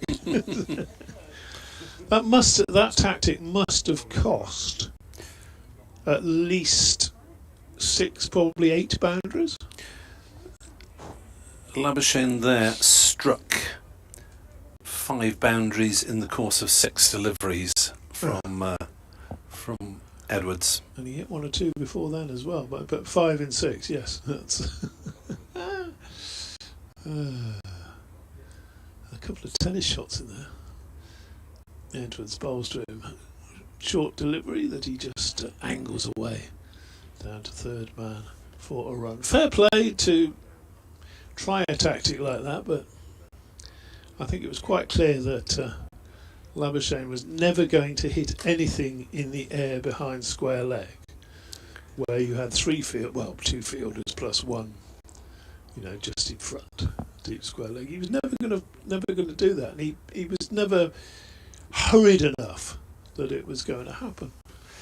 So North East was hammering those shorter deliveries, or trying to, but not quite timing a few of them, so Yorkshire probably thought they were in with a sniff until he did drill one to the gully. Much the same as Lloyd had done earlier in the innings, but quite a long time previously. So a vastly entertaining few minutes from the Welsh point of view, but I suspect the frolics might be slightly lessened as Matthew Revis comes on as a sub-fielder. Thompson 2 for 55, Edwards now 1 for 74 in 15. That little assault has rather ruined his economy rate. Kieran Carlson can stand and watch. Here comes Thompson to bowl, and Labuschagne chops it down into the gully, fielded by Shakil, and there is no run. Again, he sort of gets his body in one position, Labuschagne, but then with his wrists, he then has a sort of spectrum that he can play with his wrists. Didn't quite get that one right, but you can see what he's trying to do to get it either side of Shakil though, and he's got another boundary, hasn't he? Thompson in again, bowls, and this time he does get the angle right, Labuschagne, as he late cuts through second slip for 4 more and races to 96 not out. It's an easy game from up here. It's an easy game when you're Marnus Labuschagne, by the look of it at the moment. He is playing with tremendous control. Tell you what, this second 50 of his won't have taken long, will it? No, 50 came off 104. Oh, hang on. Well, he's certainly accelerated recently. He's on 96, is Labuschagne. Thompson bowls down leg side. Labuschagne can't get anything on it. 104 balls with 50. Yeah. He's now faced 100 and... Oh, sorry, I was looking at the minutes, yes. No, it's remarkably fast, isn't it? I was looking at 191, but that's the minutes he's been in. So, it's a tremendously fast second 50. You're absolutely right, Dave. If he gets there, it will be his 7th 100 for Glamorgan. Thompson bowls, Labuschagne straight drives, but it's intercepted at mid-on, and there's no run. 222 for 3, double Nelson on the board. The lead is 361 runs, and hopefully the good folk of Yorkshire, as well as the Glamorgan travelling faithful, who have found something to entertain them, even if through gritted teeth for many. Thompson in then to Labuschagne on 96 not out. He's hit on the pad as he looks to work on the leg sides, and there's no run. I think we might just see him being a little bit more circumspect. But now he's within a boundary of the 100. He'll want to get there, and then he'll no doubt Well, it was an unconventional response to certain tactics from Yorkshire, Yeah. wasn't it? They packed certain areas of the field and they left gaps. Thompson in then to Labuschagne on 96 not out, and he defends that one. If you want to play proper cricket, I can do that as well. 96 to Labuschagne, 222 for 3, and the lead 3-6-1. I'm going to make way for Doiji, and then I think I have to slip over. Yeah, I'll try and see Labuschagne to 3 figures, and the. I'll be poised to come in afterwards. No? Always maintain your poise, Mr. Townsend. BBC Sport live from Headingley, where Glamorgan are 222 for 3 and are well placed to kick on with a potential declaration in mind. Matthew Fisher will try to interrupt those hopes on path of the Welsh followers. It'll be Kieran Carlson on strike, with once more a relatively conventional field. 5 saving the single, 2 slips, and third man and fine leg down on the ropes at the far end. Yorkshire have been more or less on the ropes at certain times of this innings, having kept a fair grip on the scoring rate for a large chunk of the morning. The genius of Labuschagne has come into play. On the ropes, pounded by combination after combination, I think, Nick. Fisher in, bowls to Carlson, who is beaten and caught behind. Through to Bairstow. Carlson goes without scoring, 222 for 4. At last, says Matthew Fisher, he's managed to induce the nick and get himself in and among the wickets. 1 for 38 from 13 overs and 1 ball, and celebrated with the body language of a frustrated man. Kieran Carlson faced just the 5 deliveries and didn't manage to get anything in the runs column in that 15 minutes or so that he was out there. So 222 for 4. Yorkshire with a little bit of a fight back, but by and large, having just been sat around in the press room watching it, bowling, Mickey Edwards in particular, way too short and wayward, and being dispatched to all parts by Marnus Labuschagne in particular, might just, I'm afraid, end up scuppering Marnus's 100 for you by the fact that I've got a 2:30 update to do. So I'll be hoping that Billy Root gets out there and takes his guard pretty quickly, pushes a single, and you might get your 4 runs before they come over to me. Root in the first innings, rather skittish 24, consisting entirely of boundaries against his native county. So he has got a century under his belt already this season, 117 not out against Gloucestershire in his first innings of the season, when he and Kieran Carlson both reached treble figures. So Root, who got a century here 2 years ago after the snow, taking the runs to get to 3 figures off his brother, and certainly enjoying that particular moment. But Yorkshire have interrupted Glamorgan's progress. If they can get Labuschagne, they might even have hopes of bowling Glamorgan out if Glamorgan are going hard at it in this afternoon session.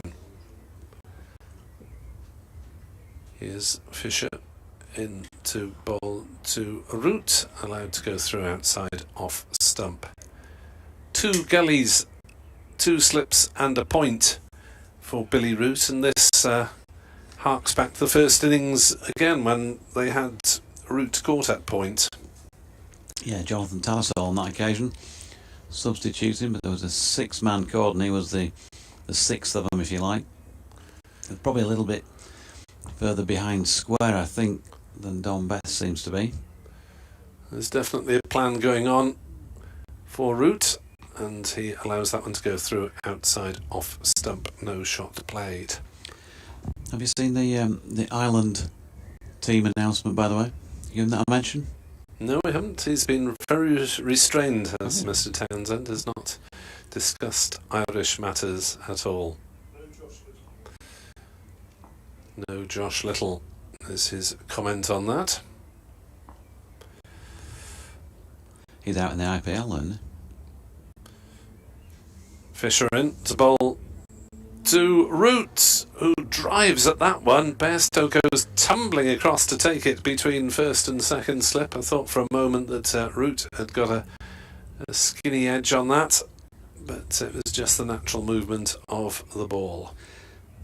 They're playing a 3-dayer against Essex at Chelmsford. Oh, you see, they're giving him a chance to practice for a test match in English conditions. What's all that about?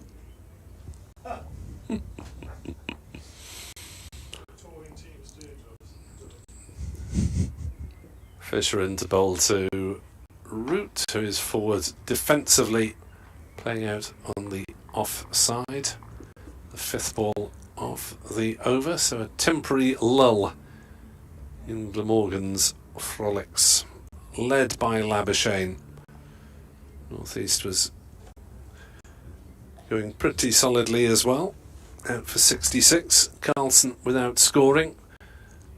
Root yet to get off the mark as Fisher runs in from this Kirkstall Lane end and bowls to Billy Root, who's hit on the pad. Very excitable appeal, not given, probably pitched outside leg, I suspect. 222 for 4 at the end of the successful over from Matt Fisher.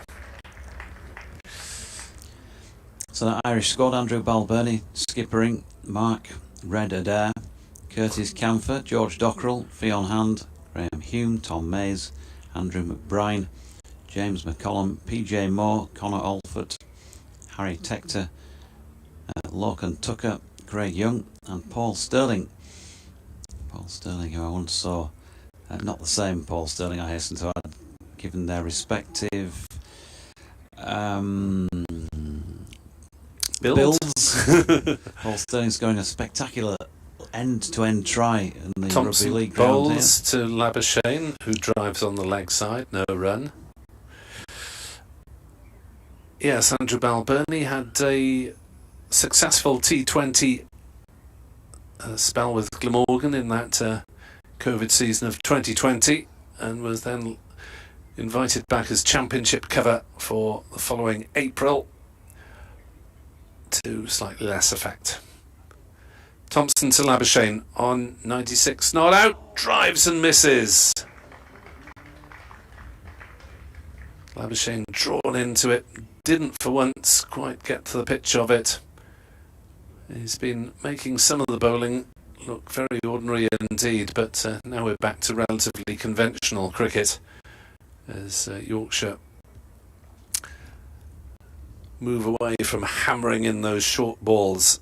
They do have a slip, a gully and a short mid-wicket in catching positions as Thompson comes in to bowl to Labuschagne, who's playing that one pensively up to wide mid-off, no run.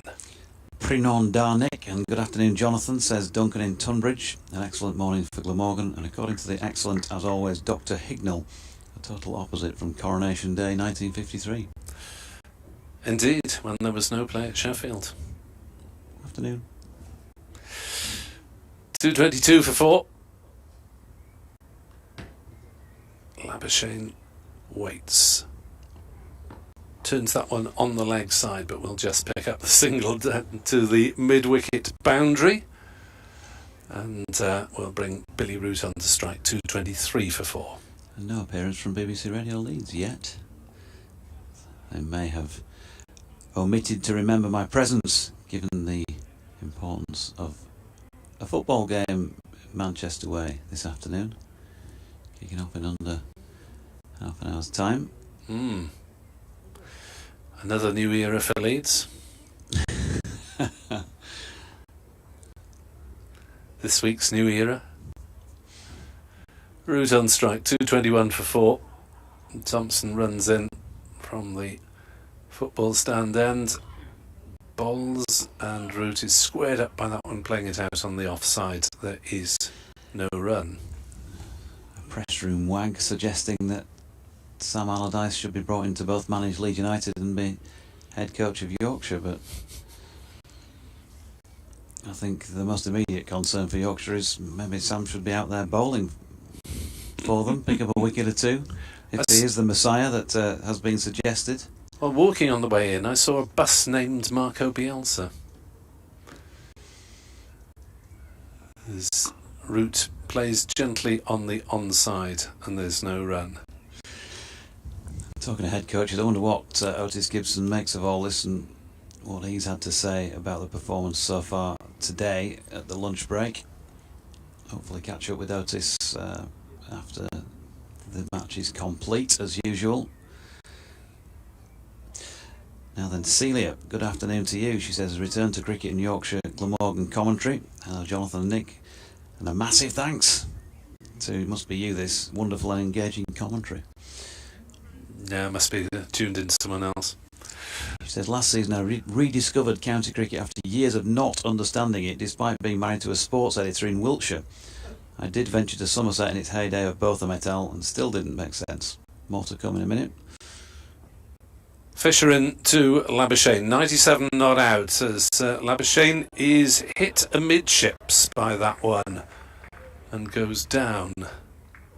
And we'll probably need a moment or two to recover as he examines the affected area.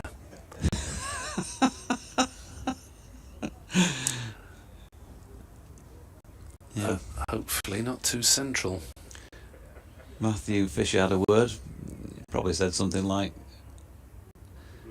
"Hope that's not too painless." Struck in the lower abdomen on 97. So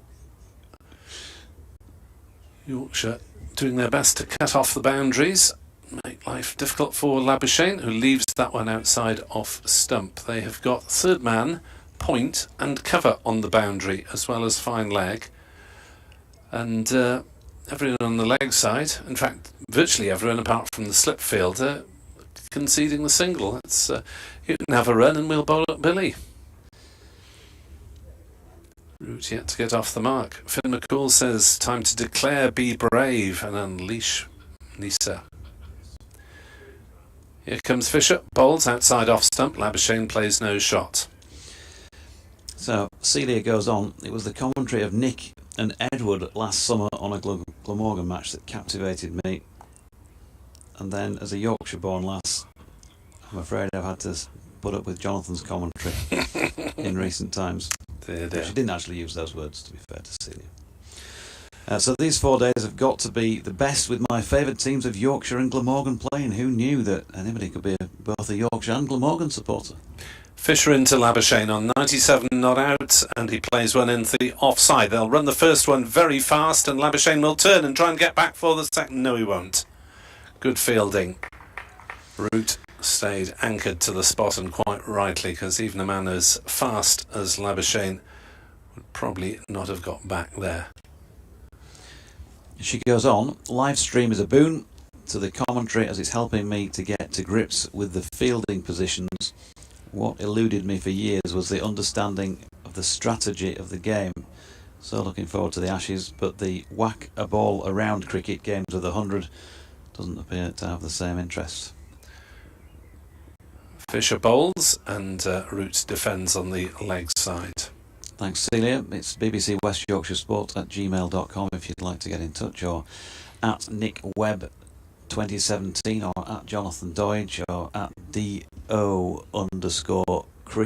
for the greatest third voice in this commentary box today, David Townsend. Root on strike as Fisher's in, bowls, hit Root on the pads, another appeal not given. He's also checking the trouser department. Yeah, these people with underscores in their Twitter handles, they're quite fiddly, aren't they? Yeah. Quite difficult to... Just sort of people who like to draw attention to themselves and probably have an overinflated opinion of themselves, really. All right, David? Yes. He doesn't have, I've got to say, his first game back, and he does not have the fisherman's jumper on that he so often characterises his appearances in the commentary box. Well, that's because he knew the commentary camera was going to be switched on today. So, Thompson to start a new over to bowl to Labuschagne, who plays that one defensively on the offside, thinks about the single. Finley Bean has other ideas at cover. David Coleman sort of hits the nail on the head really by saying Marnus hitting the crown jewels by a fish on Coronation Day. Boom. Quite astonishing in every sense of the word. Labuschagne then has slowed down as he's moved towards three figures, as he's run that one down through the slips, and that will be the 100 for Marnus Labuschagne. His first of the season for Glamorgan. Bat raised high. That was his 17th boundary, and he has faced just 142 deliveries. So the second 50 coming up in 38 balls only, as he's laid around him after lunch. Provided some real entertainment while well batted Marnus Labuschagne. Yep, it is a 28th first class 100 for Marnus Labuschagne. Has played extremely well. He's been given plenty of opportunities out there at various stages by the Yorkshire bowlers, and he's pretty much taken them all. In comes Thompson again. Bowls Labuschagne, plays to mid-wicket, and there's no run. It's just the skill, isn't it, to say, right, there's a gap there between slip and gully, and that's where I'm going to place this ball. Yeah, we've seen the orthodox and we've seen the adaptations, haven't we, as well? And you wouldn't say, although it does feel like things have got a bit flatter out there, certainly walking out this morning, you wouldn't have thought the best batting conditions in the world. Thompson in. Bowls. Labuschagne drives through the offside. Will pick up four more. Best running round the point boundary. Cannot get to it in time. Beautiful conventional cricket shot on that occasion from Labuschagne as he moves on to 106. Glamorgan on to 232 for 4. The lead is now 371 runs. Yeah, not the best of deliveries from Jordan. Up there on the half volley, and man who's already got three figures to his name, he's going to tuck in. Yorkshire's bowling attack, of course, don't forget, he's minus Ben Code, and that's going to take some toll on the other bowlers, as well as not having his own skills out there. Thompson bowls. Labuschagne drives to mid-on. No run. So Yorkshire, to be fair, have thought about things, haven't they, today? You can't accuse them of lack of imagination. We've seen some funky fields from Adam Lyth and co.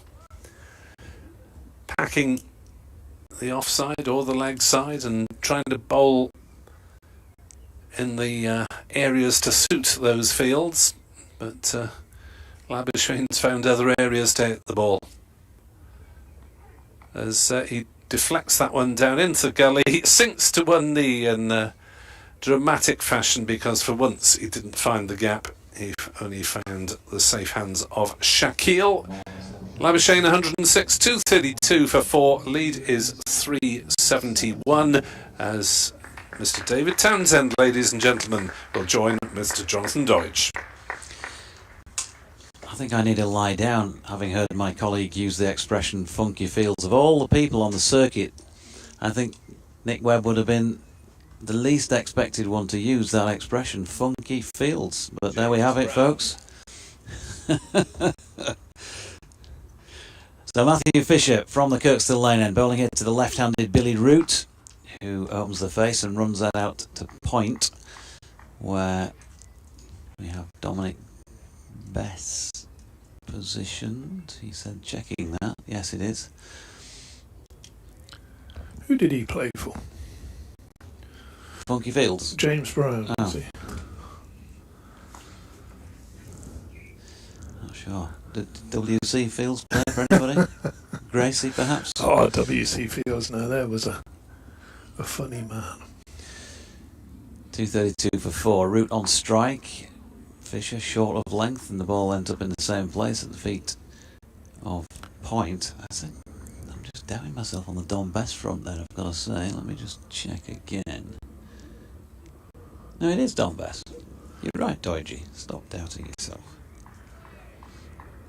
Why did you think it wasn't?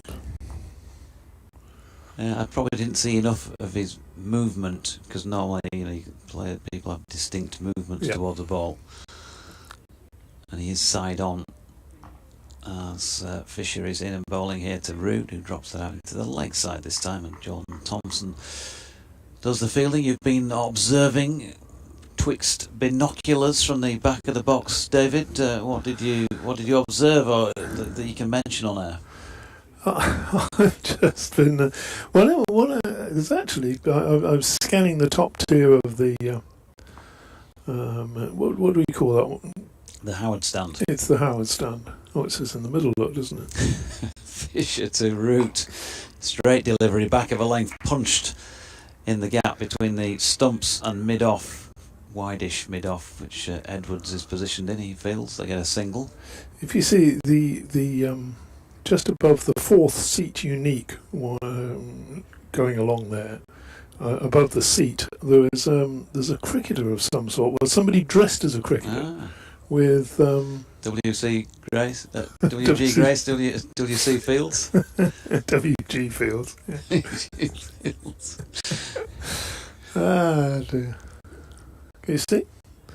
He's got a bit of sun cream on as well. I know, and it looks as though people have been sort of talking to him in a way that he's just come up to visit them or something. Okay. One of the Glamorgan players. Well, He's got green tinge to his clothing, green piping, I think, around the sweater as Fisher's latest delivery is turned by Labuschagne down to long leg for 1. he could be one of the Irish players. It could be. Do they play cricket in Ireland? They do indeed, and he's got. Yeah, he's got the adamant stripe across the face, hasn't it? Can't make out what the badge on the left breast particularly looks like or is saying. Maybe Yorkshire might be bringing him on as a like-for-like substitute at some point. Might take a wicket or two. Fisher going round the wicket here to the left-handed Root for the first time, has a flap at that one outside off stump. It's through to Bairstow, and he completes that over at 234 for 4. The weather app on my phone, which is the BBC weather app for the local area, said that there was a 70% chance of rain at 3 o'clock. That was when I was off air about half an hour or so ago. But it's not, although it's not bright above, the light's still good. And there's no obvious immediate threat of rain in 15 minutes or so's time. And there is further potential 30 and 40% in the back couple of hours of today's scheduled play. So we may still not be out of the woods in terms of the rain. And then the rumour mongers, somebody was telling me in the press room at lunchtime, I haven't checked this out myself, but tomorrow, cloudy and dry.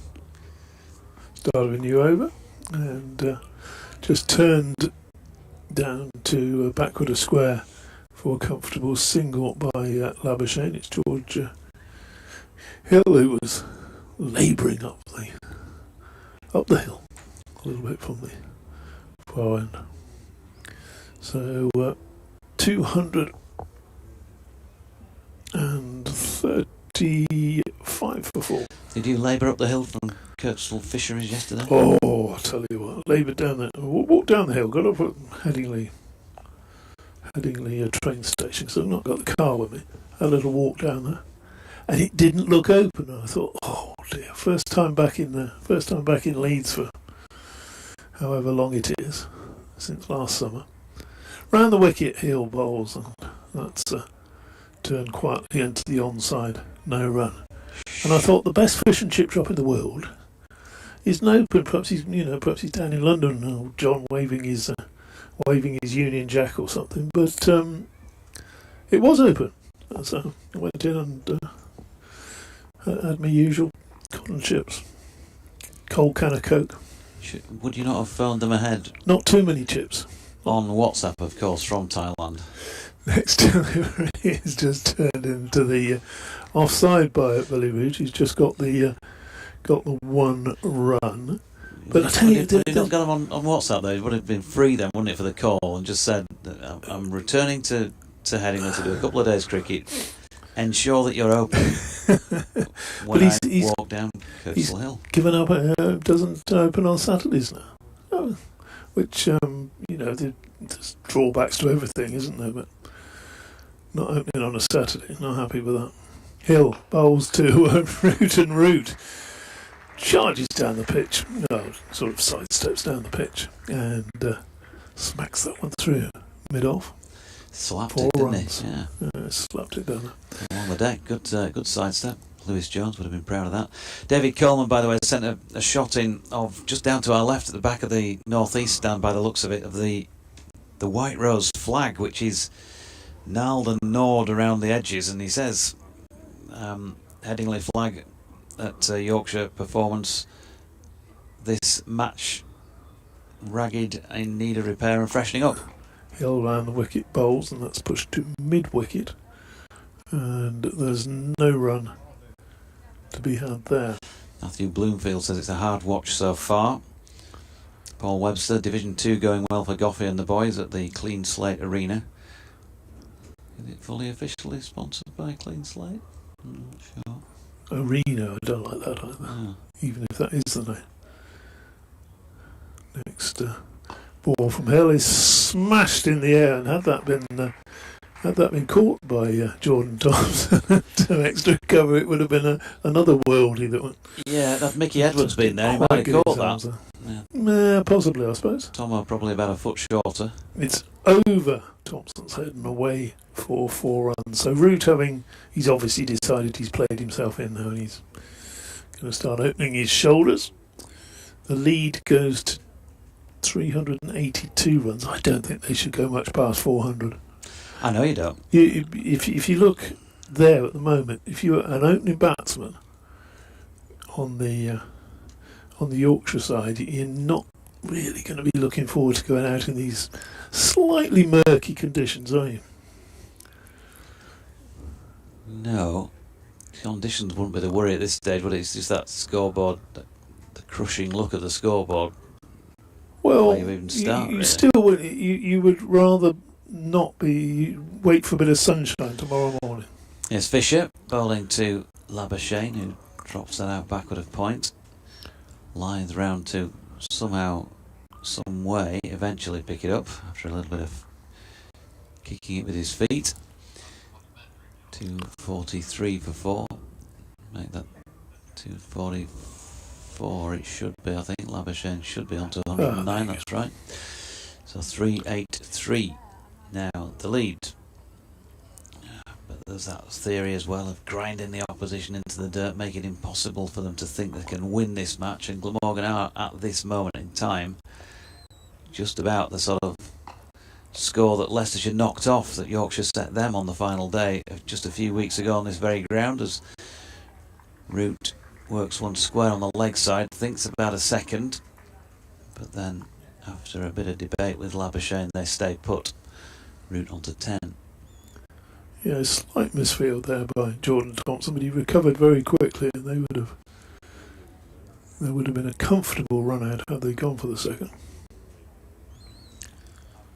Matthew Fisher 1 for 43 into his 17th over, 5 of which have to this point been maidens. And in he comes, ball with a bit of in-swing there about it towards Marnus Labuschagne, who's played it up to Milan. Sunglasses on his cap as ever. A bit of rapid shine on the back of the thigh.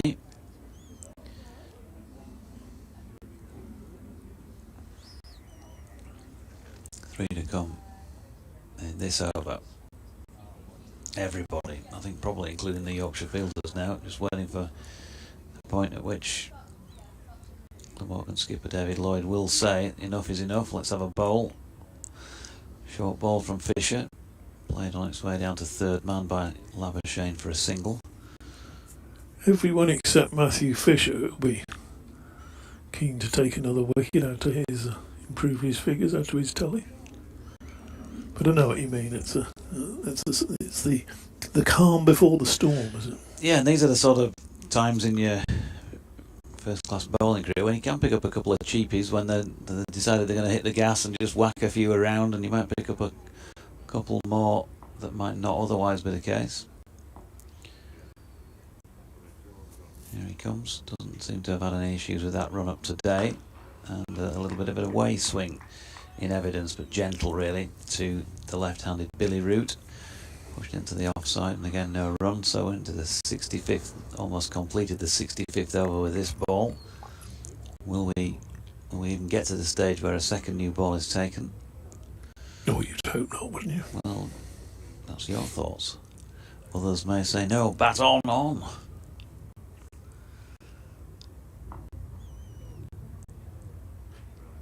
Fisher round the wicket, angled in towards Root, who's squared up but fully behind that in pushing it to Edwards to complete that 65th over then. 246 for 4 with Labuschagne 110 and Root 100 fewer. The lead 385. Yeah, I was saying to Nick when we were discussing the declaration, there's also a sort of psychological thing to look at with your own team as well. As if you're saying, look, this isn't about the opposition. This is about us. We're going to win this game. 400's enough. You lads don't really need 450 to defend, do you? You're bowling. We're going to go out there and we're going to bowl them out for 180. You know, you got to have that positive part about it. The way I look at it. George Hill bowls down the pitch and a big slog there from Marnus, and he doesn't get hold of that. He dribbles out towards mid-wicket. But you know what I mean? It's more about us than it is about the oppos. Yeah. I was down your neck of the woods, actually, your old neck of the woods, the other week on the way down to Hove. Stopped off at Burley Wood Crescent. No, stopped off at Oxford Services. I know there's now a shop there, the DT Craft Ale and Fish and Chip shop. And that's played to mid-wicket and there's no run. No, fish and chips and Coke. You have to cloudy beer. No. The beer's not warm, but if you have fish and chips, you've got to have cold, full-fat Coke with it. Those are the rules, Georgie. And then afterwards, when we're in the pub with you, and it's your round, you say, oh, could I try a little bit of that Northern Monk or something it was called, I think. That's pushed square the wicket this time by Marnus Labuschagne for a single, takes him on to 111. Malcolm Palmer, good afternoon to you. He says, we've been badly captained, have batted horribly and bowled worse. Callie will be revolving in his grave. I have followed Yorkshire for some 70 odd years and never seen worse. Only Johnny B's first innings keeping gives me any pleasure. Can either of you lift my gloom? I don't think anybody can after a missive like that. That's short delivery, pulled. Was that a chance? No. Looking at it, it was a good stop, good hand on there. Is that Revis at no mid-wicket? It isn't, because he's got number 26 on his back. So score now up to 248 for 4. The sub-fielder. Next ball is just quietly pushed into the offside, and again just picking up a single, ticking over towards 250. Yeah, it's Ben Cliff. I had a message from Pudsey St Lawrence this morning from Jim Smith saying Ben Cliff had had the call to come to Headingley and would not be therefore playing their match today, and there he is, substitute fielding mid-wicket. Field changes around again for the left-handed Root, who, he's going to get a run there, but he was turned around and thickish edge down through gully just for the one. there can be a tendency at times That's like the this. 250. Yeah. To feel like nothing's going your way out there in the field. The body language, you'd have to say, right from the first ball when they walked out in the afternoon session, Jordan Thompson bowled a wide, didn't he? And just the feeling around the place, without, necessarily saying all 11, but just the general feeling was of a bit of a feeling of slouch about it. As, we're not really happy with our lot here. That last message we had, the worst to be seen in 70 years, I think. I don't think it slumped quite that low, Deutsch. It was bad batting in the first innings, admittedly. But not been around for 70 years, I'm afraid, at this stage, but you could probably tell us more about that. Not quite. Ka-ching, got that one in, Webbo. You like that from the back of the box. Don Bess back into the attack then to replace Matthew Fisher at the Kirkstall Lane end. He's got a leg slip and an orthodox slip. He's also got a backward point. Cover, extra cover, who's on the wicket ends, or within the wicket ends really. David Milan. Mickey Edwards a few paces deeper at mid-off. Fisher at mid-on. There's a mid-wicket and a sweeper just backward of square on the boundary, the east side boundary edge. Full bunger from Best first up to Root, who whacks it straight to Matthew Fisher, but he's not been able to get the throw off. I probably thought he'd a single. I'm surprised he didn't have a little shy there. I think Root would have been home, but plenty of backing up, wasn't it? There's no reason why he couldn't have just tried. Now, what are we going to see? What's Labuschagne going to? Because he hit Best for 3 fours in an over, didn't he, just before lunch? Yeah. So and that was a couple of reverse sweeps and a little sort of scoop. So what's going to happen here? Best then, reverse sweep first up, but they've got the man round the corner. Well, they did have Jordan Thompson round there before, didn't they? But it was a little bit squarer. Just watching where he ends up here.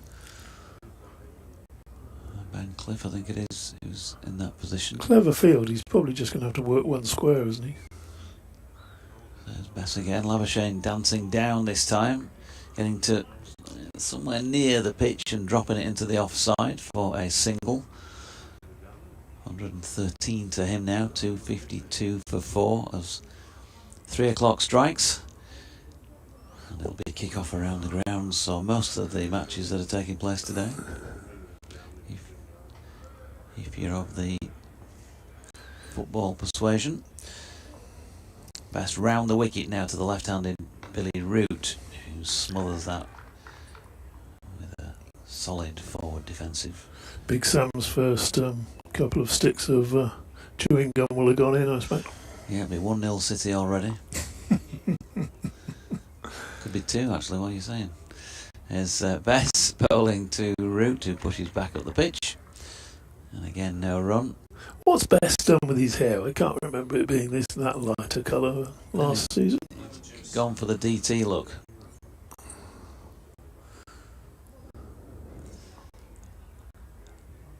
Here's Bess again, and here is Root, this time smashing him straight back over his head. Couple of bounces, and you'll have heard the crash into the advertising boards or the covers perhaps beneath our feet.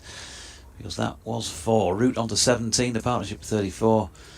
And after 67 overs of their second innings, Glamorgan 256 for 4, a lead of 395. DT wants them to walk off now. Not necessarily now, but what are we looking at? Tea's at 4 o'clock and can't be moved? Is that correct? You said earlier today. It can't be moved unless there's a rain interference or something like that, in which case they may make a readjustment or something. But we're now, a couple of minutes past, a couple of City goals past 3 o'clock. 4-0 already. And, well, anyway, it's Hill to continue bowls, and Labuschagne gets into all sorts of a muddle with that one. Comes down the pitch, can't decide quite what to do with it, has a little flick at it with his wrist, and through to the keeper, no run. They've got a lead, as you said, of 395. Declare now you'd have an hour, you'd have 45 minutes, 48 minutes at them before tea, wouldn't you? Maybe give it another 10 minutes or so. Labuschagne takes a shuffle down the pitch, plays that one to mid-wicket. No run. Sam Allardyce's 1040th game as a manager, apparently. Yeah. He'll have got through a bit of gum in that time. Nobody mentioned this in his press conference yesterday. Of his 5 heaviest defeats as a manager, which have all been by a 6-goal margin, 2 have been at the hands of Manchester City. Next ball there is... we used to have 50p in the swear box every time you mentioned football with Kev Hand. Yeah. So it's going to cost you a fair bit this afternoon. Single there up to mid-off. I don't think you'll find this is my commentary box. I make the rules, and I didn't have that as a rule. Bit of football, bit of racing. How did your tips go? They run yet or not? Not yet. No. 440. Round the wicket to the left-hander, Hill bowls to Root, who plays up to mid-off, and there is no run. Yeah, of course, absolutely way for the cricket, and we talk about that 99% of the time, but we love sport, don't we? Oh yeah, of course we do. I grew up watching loads of different sports. Mention all sorts of other things as well. We've got a good natter, don't we? Listeners join in. Hill bowls just shaping away a little bit from the left-hander there to the keeper. I think we've mentioned both codes of rugby. Yep. Football's had a mention. Horse racing. What else have we done? Golf. We've had a mention with the golf swing. Coastal fisheries, fish and chips. Fisheries, yeah. Craft ale. Yeah, that's very sporty. Like a craft beer. Well, no, there's fish and chips. Well, that's sporty. Well, they both go hand in hand with sports events. I suppose you do have to catch some fishing, don't you? The next ball is defended to cover. So no imminent sign of a declaration at the moment because the batsmen are not got the foot to the floor. I was getting long, elaborate stories in the local last night with DT about Sean Bean, and then Yorkshireman, of course, and Sheffield United fan. Indeed, and he likes his cricket as well. Might like a bit of cricket. Likes his cricket. And also about his he's mentioned Sri Lanka, hasn't he? His trip to Sri Lanka recently. Typical of DT, he took 3rd-class travel up to the local beach, 12 miles from Gaul. 3rd class. It cost him about 70 pence or something like that to go 12 miles. Well, it wasn't as much as that. More like about 7 pence, I think. It was very... And it was great fun. Great fun. An old rattler of a train, you know.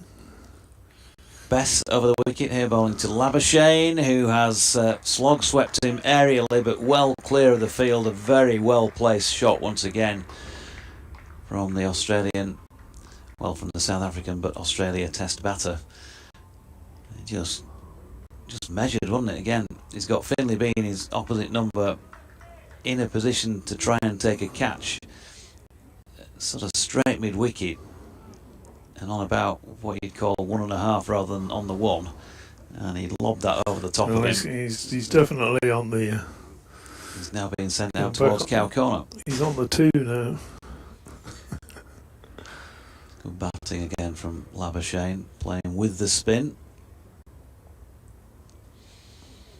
So been about 5 metres in from the boundary where that went, and of course that leaves the yawning gap where he was previously positioned, and Labuschagne again, ever the opportunist, just pushes the ball into that gap and is back for 2. Excellent play. Yeah, you go up the coast, it's a nice little train journey, that. And I'm guessing that when Hikkadoa is where the Hikkadoa is where the really nice beaches are. Labuschagne waits, flexes at the knee, Bess in again, this time swept backward of square leg. That's going to be the same result, I think. Ben Cliff giving chase, but nowhere near able to reel that one in. So 10 off the last 3 balls for Labuschagne. I think the foot is firmly down on the pedal here. I guess when you got off at your destination, if there were no craft ales in sight for you to order one of your fellow travellers along, you'd have probably said, ice cream shop over there. Mine's a Neapolitan or something, would you? We actually had lunch at David Hobbs's Hotel, which is it's very good. David Hopp's a lot of people will know him in the Yorkshire area. Guardian writer, cricket writer for many years, and he owns a hotel in Hickadoor. Not seen him at this match actually. Bess with Labuschagne trying another reverse sweep, this time not for once managing to execute that as he would have liked. It was aerial for a while, lobbed up into no man's land, so got away with a slight error. We'll forgive him that. He's on 124 and he's batted superbly. Best round the wicket to him. This time fires one at his backside, really, which he does a bit of a limbo to get out of the way of. Maybe a bit of frustration from Bess. Bit of chat going on between Labuschagne and Bairstow. Just friendly, I think. There's a couple of smiles there. Last ball of the over, he advances wide of leg stump this time and he finds a gap through extra cover. Fisher is bearing down on it and has done well to reel it back in, but another superbly placed shot by Labuschagne, finding the gaps virtually every single delivery now. He's picked up two more, 126 to him and 269 for 4. Do you know what? I'm trying to think of a batsman, present or past, that has been as good as this at just putting the ball where he wants to put it. It's hard to really pick anybody. I'll tell you who.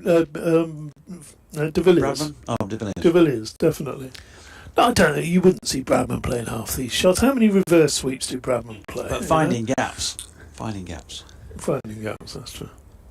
Hill bowls and Root pushes that into the offside, and there's no run. It is. It's almost like the game stops after each shot. He looks around again and thinks, I'll just check wherever he is. Right, okay, this next ball's going to go there, and he just moves into position and he's playing it there, like he did with that last one where he stepped away to leg.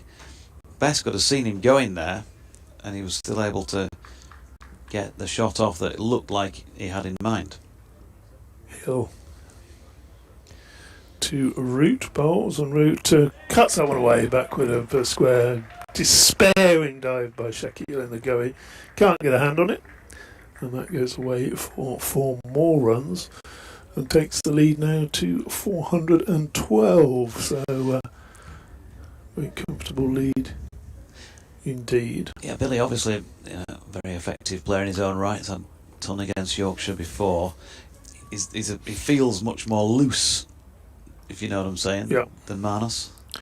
That delivery he allows through to the keeper and no run. I remember back in the day when I was working with Middlesex in the 90s, Desmond Haynes was there.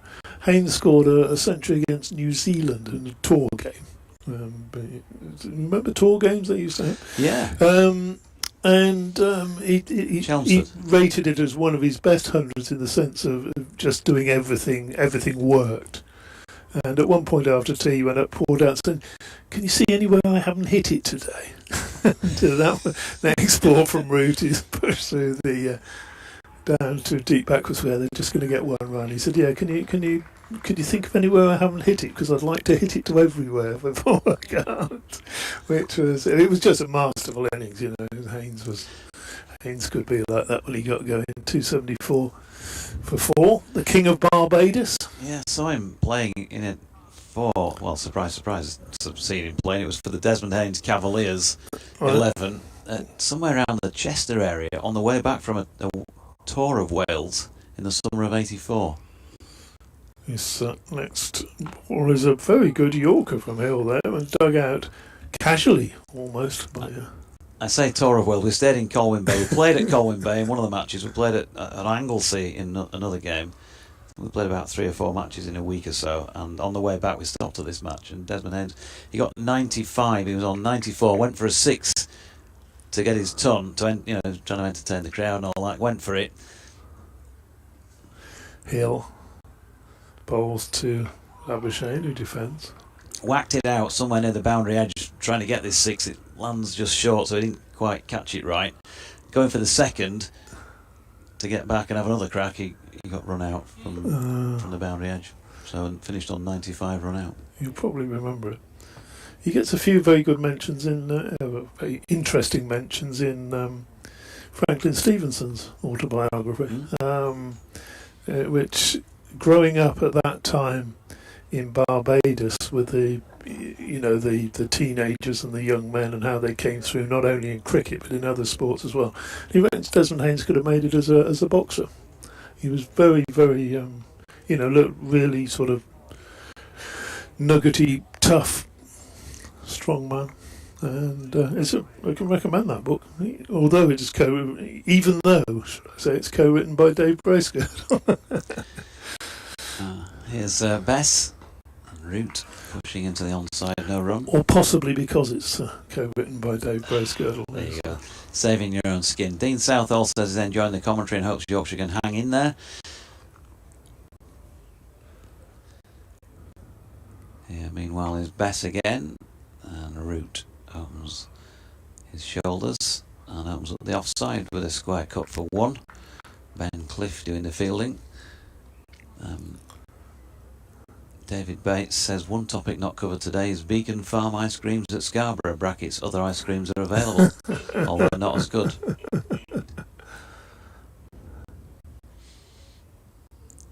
Usually get ice creams provided at Scarborough, don't we, by Lily? Yeah, at lunchtime. Lily, very, very good. Lily. Superb at that is Lily.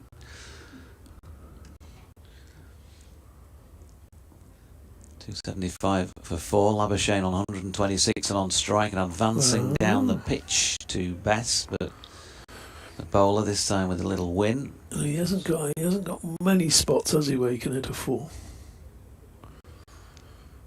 Where's he going to go? Bess again. This time he just steps away outside the leg to try and unsettle Bess once more, but he gets one through, which ends up at the feet of Finley Bean, it looks to be. 45 degrees back of the square. Bess again. This time Labuschagne, more orthodox fashion, just turns his body and flicks it to leg. Milan fields, they get single. Do they really need this now? They declared now 35 minutes before tea. That'll be a horrible little session to bat. They're leading by 415, 416. The voice you could hear in the distance, it ain't happening, David. Best to Root, solidly behind it, no run. Well, I mean, they're bound to be watching the stream in the Glamorgan dressing room at the moment, DT, and with all your experience, and when they realise that you are the finest third voice ever to grace a commentary box, they'll be off, bats tucked under their arms any moment now. Oh dear, if only everybody knew that, Georgie. Oh, he's chucking me out. I'm being chucked out. But I've got to take over from you. Yeah, but they're going to declare shortly, so you won't be off air for long, don't we? I'll just move out and then... Yeah, we'll just cut you off in your prime. Always the best way. George Hill bowling to Labuschagne. He flicks this off his legs. Down to the incoming Matthew Fisher. And he did literally flick it off his legs because it's a leg bye, according to umpire Ian Blackwell. Yes, I'm led to understand that a declaration is not particularly imminent. Floor is yours. Thank you. At 276, 277 for 4, the lead 416. I did see Marnus Labuschagne checking his mobile out there in the middle. Was that a message directly from him? Billy Root on strike.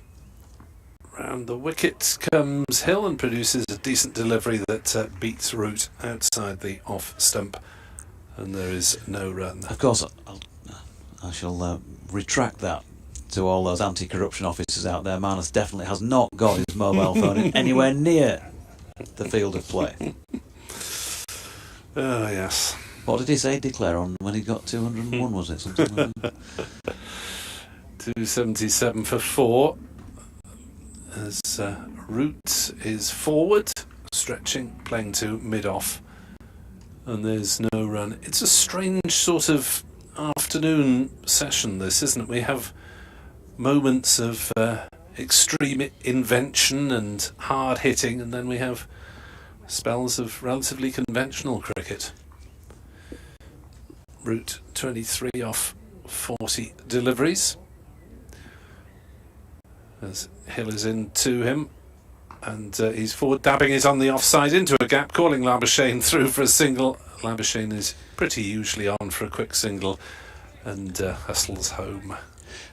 And in that comment, Nick, there are all sorts of variables, not least, how well any single delivery comes down at you and how you have to play it. But for me, it's a sign of a top draw player when he's able to, have a couple of overs where he's on top and he's asking questions, and then he's able to sit in again if the bowling does get a bit better, and then just take those occasional opportunities if it gets that way.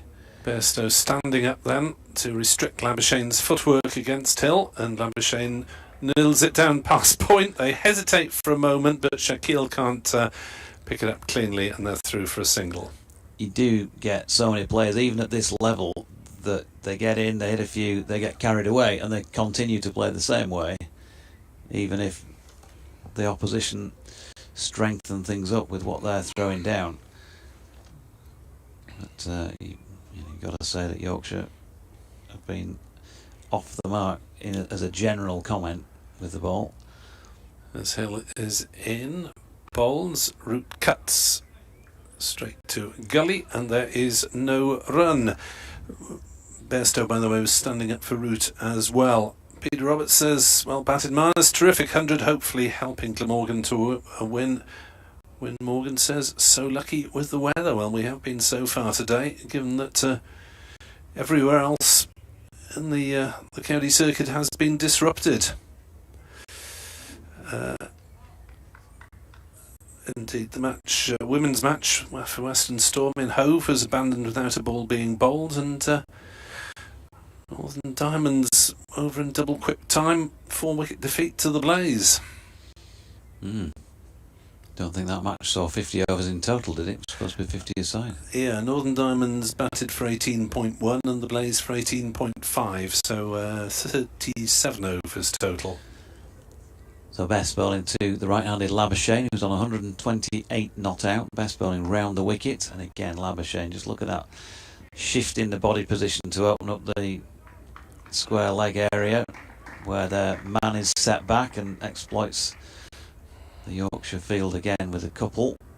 Yeah, that was almost, I'm going to play it slightly more gently to get the two, wasn't it?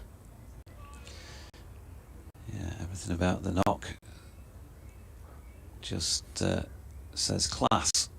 As Fisher just had a word with Don Best before skipping back into position. There's no changes in the field as a result of that.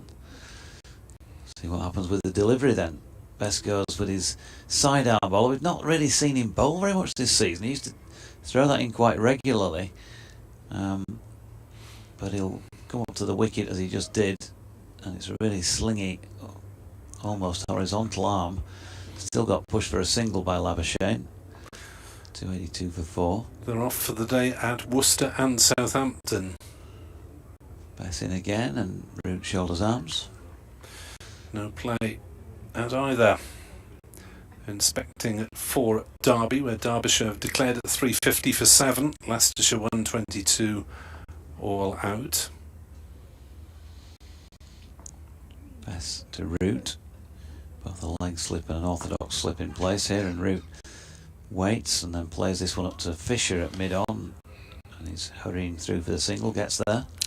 To be fair to Yorkshire, they are trying to make Glamorgan work, aren't they? They're trying all sorts of things. Glamorgan, though, just with the class of Labuschagne, seems as though he can do not what he wants, but he can always work out a way to score runs. Best again. Labuschagne tries the reverse sweep. There's an appeal by Bairstow for caught behind. Not out. He's giving the impression that he can't believe that Hassan Adnan has not. Would have helped if the bowler had appealed. Yeah, that might have done the trick. Might have been difficult for him to tell what's gone on from the angle he's at and where that went. Could have been unsighted. There he is again. Now then, he's got underneath this one, Labuschagne. For a moment, you thought Is that going to go straight up in the air? But it's gone straight over the boundary at long off for 6 more. Just a chip, really, and it felt for a moment like he'd mistimed it, but I'm afraid not. He's gone a long way for 6 more. 289 for 4. Bess, 6 overs, no maidens, none for 44. And Glamorgan leading by 428 runs. It's strange, that one, wasn't it? Because the way the shot was played, you were looking up in the air towards seeing whether mid-on or mid-off, both of whom were set deep, might be in business, but soaring well over their heads. And well, Don Bess is second best in this battle with Labuschagne at the moment. 289 for 4, the lead 428. As George Hill will bowl his 16th over. Bowls, that should be a no ball. It is a no ball because it was banged in so short it went miles over Root's head. So it's a no ball on height, completely unreachable. And 2 more to the Glamorgan tally, 291 for 4. There's a slip and 2 gullies for Root, as well as the man at backward point on the boundary. Given Root's propensity for that area, he pushes forward into the offside though. Fielded at cover, and there is no run. Jordan Thompson, the fielder there. 291 for 4. It's been a bit of cat and mouse at times this afternoon, and sometimes it's just been sitting back and admiring the elegance and skill of Labuschagne. I'm sure Yorkshire aren't sitting back as Hill bowls round the wicket. Root pulls it down towards fine leg and will come back for the second run as the throw comes in from the boundary.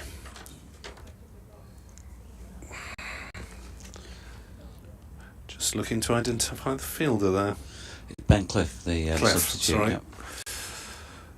Yorkshire have employed so many fielders in this match, as well as the 14 named. We've had 2 more as well today as Root drives that one into the offside, but straight to cover, and there's no run. Code, of course, the permanent absentee from proceedings as far as this match is concerned, or at least the bowling and fielding side of it. He did come out to bat, but didn't get the chance to face the ball before being called for a non-existent single. Hill in bowls, Root plays to cover, and there's no run. So Root's batting nicely enough, but with nowhere near the freedom that Labuschagne has.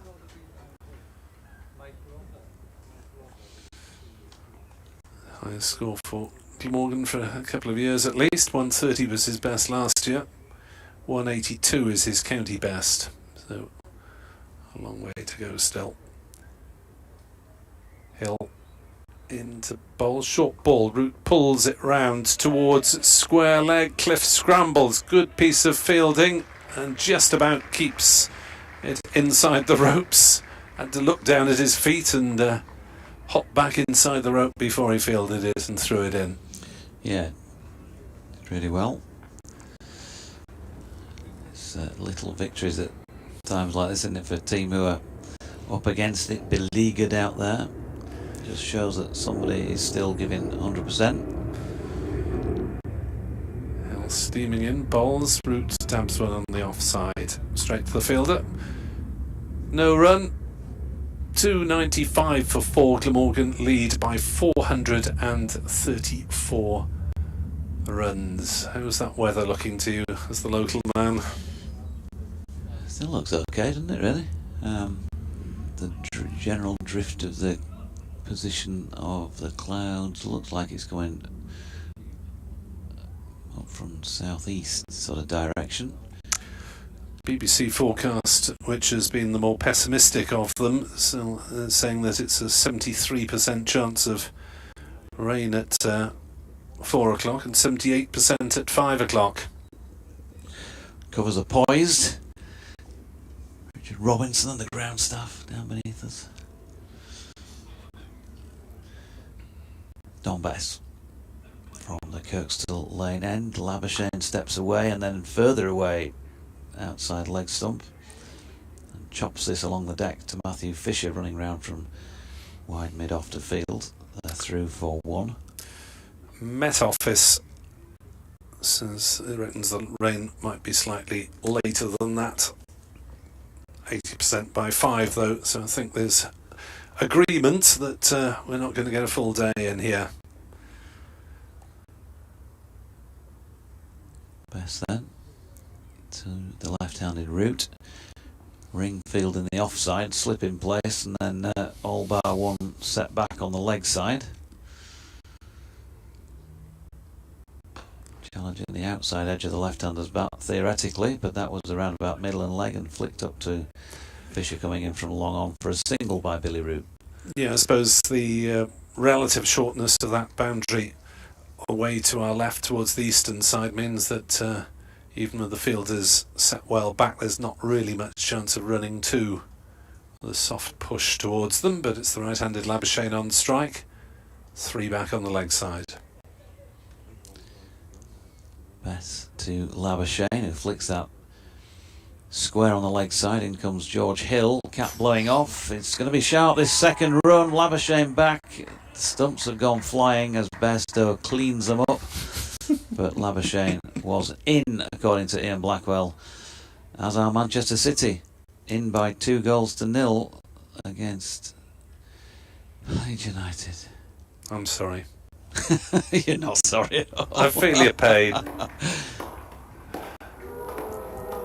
Good run by Labuschagne. Demolition of the stumps by Bairstow. I mean, you'd expect a test keeper just to nudge off 1 bail, unless he was doing it for effect. Yeah, spectacular.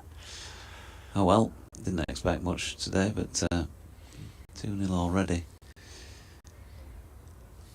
They might declare Manchester City before Glamorgan do, as Labuschagne pushes this one out to mid-wicket. George Hill coming in off the boundary, and they pick up a single. 300 up here for 4.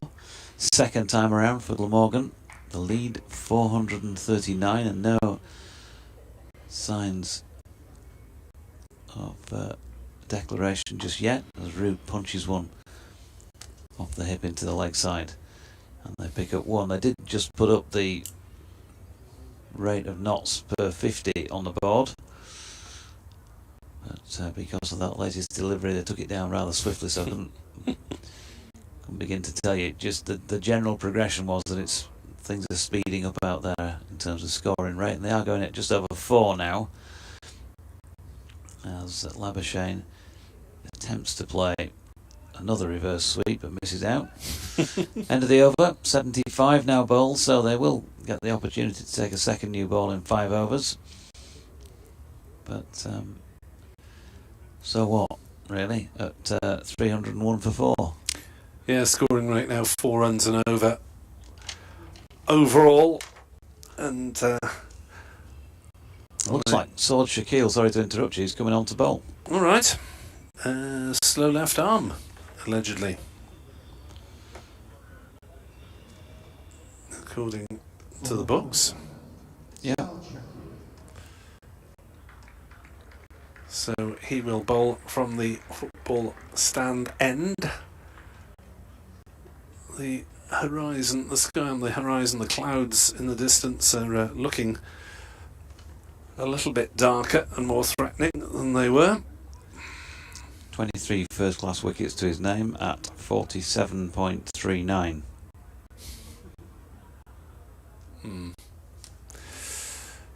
Worth a try. Shaquille is in to bowl to Root, who just gently prods it up towards long on for a single. 302 for 4. Root to 32. And Yorkshire really are almost completely on the defensive at the moment. Leg side field is a fine leg, a square leg, a mid wicket and a long on, all on the boundary. There's a slip, 2 saving the single and 2 out on the offside, and Labuschagne hammers it just past cover, and will lay up for a second there. No. Good work by the man up at long off. Is that big, Mick? It is. It is.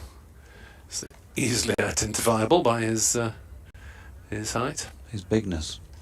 303 for 4, root on to strike.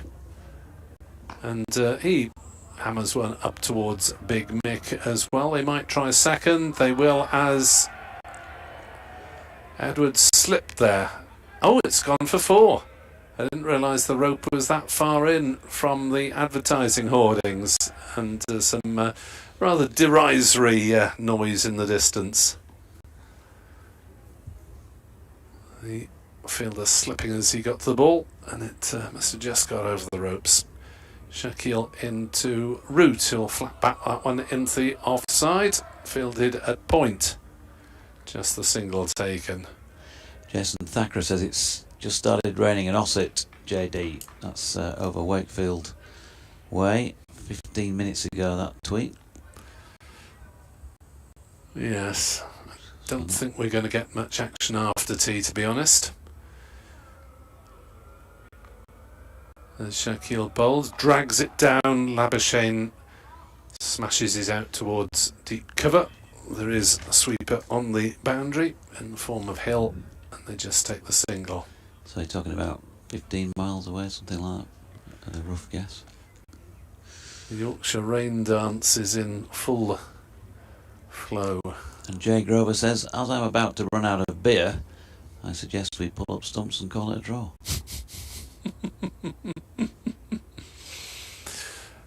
Shaquille to finish his first over, to bowl to Root, who is beaten through to Bairstow. And the over, 309 for 4. The lead is 448. This is the sort of question I've got here that DT will probably have the answer to, because it's one of those. Does it refer to our Celtic cousins? Those silly cricketing questions. But why is it that a right arm slow bowler is referred to as right arm off spin or leg spin, and yet a left arm spinner gets referred to as slow left arm? Why do the right armers not get referred to as slow right arm? I thought you might have the answer to that. It's something that's been troubling me for the last 45 years or so.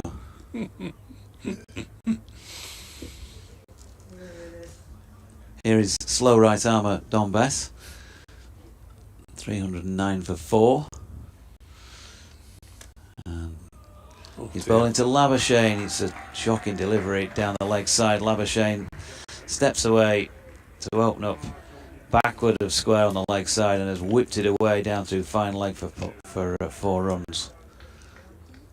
Bess has now gone for over a half century. He's only into his 8th over. Yeah, it was a real drag down, wasn't it? So Labuschagne on to nearly 150 here. 147. Passing again, and this time Marnus opens the face and pushes it out to the sweeper. Jordan Thompson out on the cover boundary will pick up 1. I mean, there's not much in stopping Glamorgan at the moment from scoring a runner ball.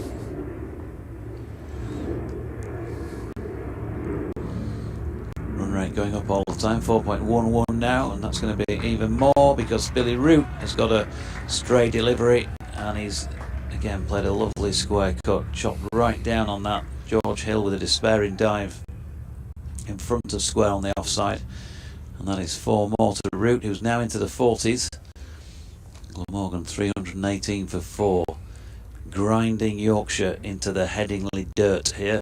457 they lead by.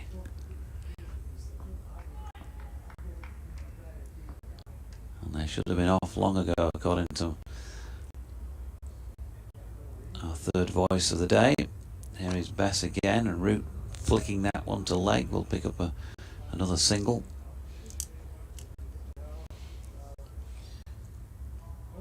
Two to come in the over.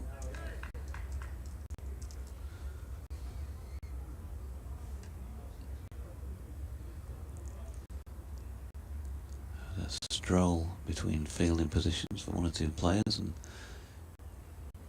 Bess again round the wicket to Labuschagne, who's clipped that away to the vacant third man area. Shaquille giving chase, but he's not going to get there, and Marnus Labuschagne has himself 150.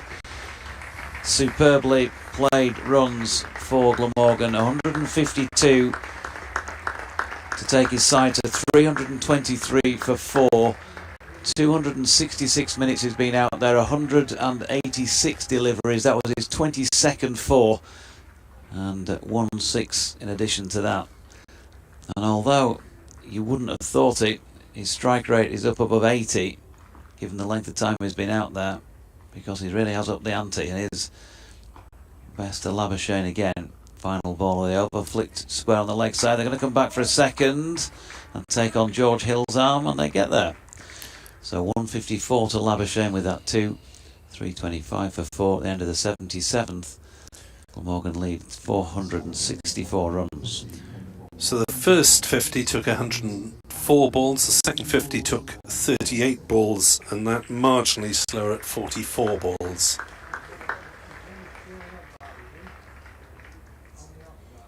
So the scoring rate is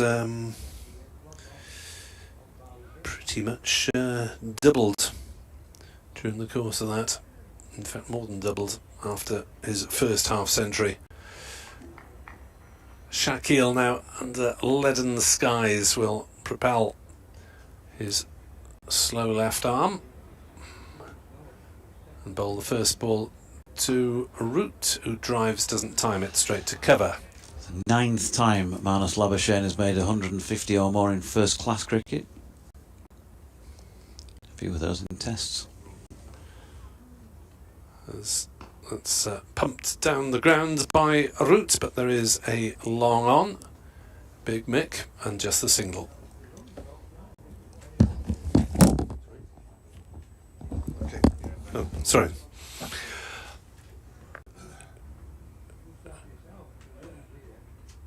Shaquille into bowl, and Labuschagne steps back. It hits the inside edge, I think, bobbles down towards leg slip.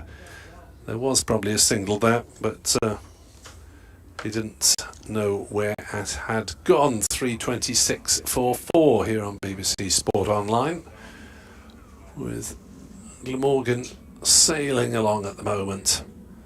Shaquille bowls, Labuschagne off the back foot, hammers it straight to cover.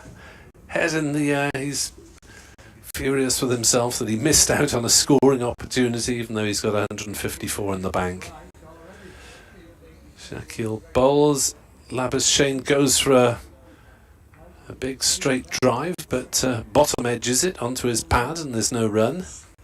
Nearly yorked himself there, didn't he? Better over from Shaquille this. It's not finished yet. Last ball thereof.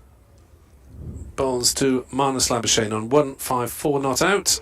155 with a straight drive and a slightly weary amble down the wicket for the single to retain the strike, just what Yorkshire wanted. Labuschagne moves to 155, Glamorgan to 327 for 4. The lead is 4-6-6. Yes, it's a big lead, isn't it? It is a big lead. The skies in the you can't see distance why are would they dark. not have put them in for even 20 minutes before tea. It gets take 1 wicket. It's a 10th of your work done for tomorrow, isn't it? Yeah, some scepticism about the weather forecast, maybe. Hoping that it stays dry for these this remaining session. So it's Don Bess, 47 on his back, bowling. That's just landing short there of long off, and that's a bit of frustration because he's middled most things, but Matt Fisher couldn't get in time for that chance. There's a mighty cheer from over the other side. I don't know what that referred to. Maybe a football score or something like that. Next delivery, wide outside the off stump to Root, and played out to deep cover for one run. As you mentioned just a minute or two ago, it looks very much as though there's a runner ball on offer here at the moment to Glamorgan.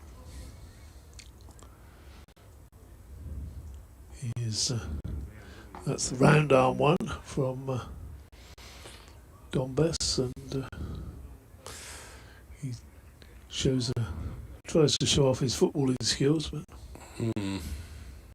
manages no more than one keepy up. Does that even count as a keepy up if you only do it once? Probably not. Bess bowls to Labuschagne, who gets down on one knee, looks to guide it past slip, doesn't. Adam Lythe returns the ball to his bowler. Adam Lythe, I would imagine, being one of the Yorkshire owners, mighty relieved out there at the moment. He's likely to go on a while longer. That's next delivery again. A little bit quicker. So we say beats Labuschagne. Labuschagne goes for the cut anyway and doesn't make contact. Bairstow obviously standing up to the off spinner. Takes it. Best bowling round the wicket. Field spread. Next delivery is another round arm one, and again a dot. Was a little bit of little successes there for Bass, who's been expensive, hasn't he? 9 overs for 68. He has. He's been on the end of some shtick. I'm afraid from the Leeds' point of view, whatever that roar was, it doesn't appear to have been celebrating a goal for the visitors at Manchester City, because it's still 2-0 there. Or perhaps they're celebrating that it's been 10 minutes since they last conceded. A corner or something. Oh, a corner, yeah. Quite. So Glamorgan continue grinding on, at times smashing on. Can you understand this, Nick? I know you were expecting it, but can you understand it? Shaquille is in, and Root square drives into the offside for a single. You've gone beyond the point, I suppose, at which Yorkshire might have any sort of sniff of victory, so maybe it's just keeping them out there and sweating for a tea time declaration. As Shaquille drags that one down, and Labuschagne smashes it down into the ground. It eludes Shaquille and runs up to long off. Just looking at the overs to be bowled today, of course it's usually 32 for the final session, but since tea is fixed at 4 o'clock, it is going to be somewhere in the region of 41 overs potentially in the final session, if it doesn't rain. Shaquille bowls, and Root plays that one into the offside, and there is just the single. I suppose we've reached the point now where there's no point in declaring before tea, is there? No. Well, very little anyway. Very little, because you would just have the tea interval now, wouldn't you? You wouldn't come. Oh no, you come out for 1 over or something silly. Wouldn't you? Yeah, you lose a couple of overs in the match, I suppose, so maybe not worth it now. As Shaquille bowls and Labuschagne pulls it hard towards mid-wicket. We'll pick up a single to the boundary fielder there. I can understand the batting on if the pitch is good and the weather's hot and keep them out there struggling a little bit. But you're batting on in good bowling conditions. That's what seems odd. Yeah, good atmospheric conditions, but is the pitch offering anything at all at the moment? Shaquille bowls, Root tries to pull, but gets rather tucked up and just gets a single up to long on. 3:33 for 4. Treble Nelson on the board. will it be Labuschagne's undoing?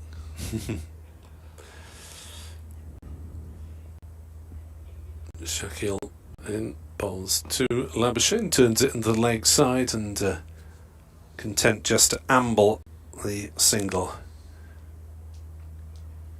Good afternoon to Delmy. Can't play cricket, might as well listen to it. Indeed so. 3:35 for 4, Glamorgan lead by 474. And for Welsh listeners, you might as well make the most of sentences like that because they don't happen terribly often. Fair enough. Yes, I had a tweet earlier from Jay, who said, "Can Yorkshire dig in? Happen." Well, they're sort of trying things, aren't they? And they're trying to contain at the moment, having seen the scoring rate accelerate when they tried to take wickets. It was an interesting experiment, that, wasn't it? Best bowls, and Labuschagne makes room for himself and finds the gap at extra cover. That's an extraordinary shot because he was forcing it off the back foot. He had to put all the energy into the shot, if you like. He wasn't being able to use the pace of the ball at all. And two fielders out on the boundary, bisected them. It's another boundary. It's that point, that seat that I want to aim for to get exactly halfway between the two fielders. Best bowls, and again he steps out and then swings this one away all along the ground to deep backward square for another single. He's just playing in a different time zone, Marnus Labuschagne, at the moment, isn't he? Just seems to be watching it coming in slow motion towards him almost. He'll certainly be seeing it big, as they say, won't he? Root on strike, who's been the junior partner in this partnership. He gets another single out there to a square leg, but he's moving towards his 50 now. In fact, he's a lot closer than I thought he was. He's on 48. Yeah. The stand is worth 119 now.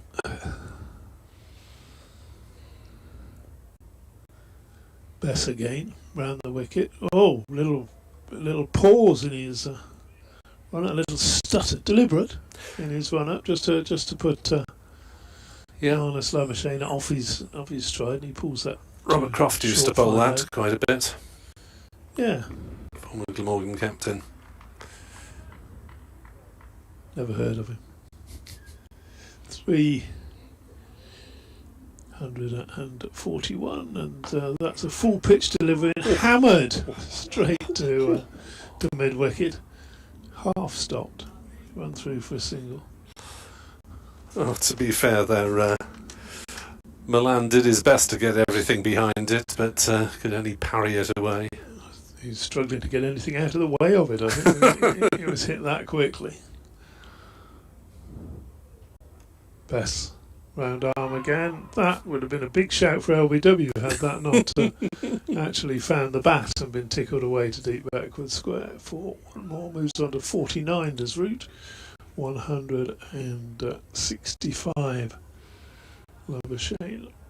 343 for 4, a lead of a mere 482 runs. And the weather does seem to be closing in just a little bit, doesn't it? Yeah, I'm not sure we'll get much of a final session. I think that could be as much to do with light as anything else if it doesn't rain, because it's going to come over quite dark. The lights aren't on at the moment. So we've got another 10 minutes potentially of fun and frolics from Labuschagne and Root, and gritting your teeth and soaking it up if you're a Yorkshire listener. Root is on 49, facing up to Shaquille, and Root drives up to long off and will go through for half century that he will enjoy in this particular fixture. Above all, against his native county, it's taken him 68 balls and it's included 6 boundaries. And Labuschagne surveys the field and might need Dave's binoculars to see some of them. There's a slip, and everyone else is scattered as Labuschagne drives back to the bowler who missed fields. It's a root has half slipped and can't go through for the single that was undoubtedly there. As Shaquille will continue to Labuschagne on 165 not out. Highest for Glamorgan 182.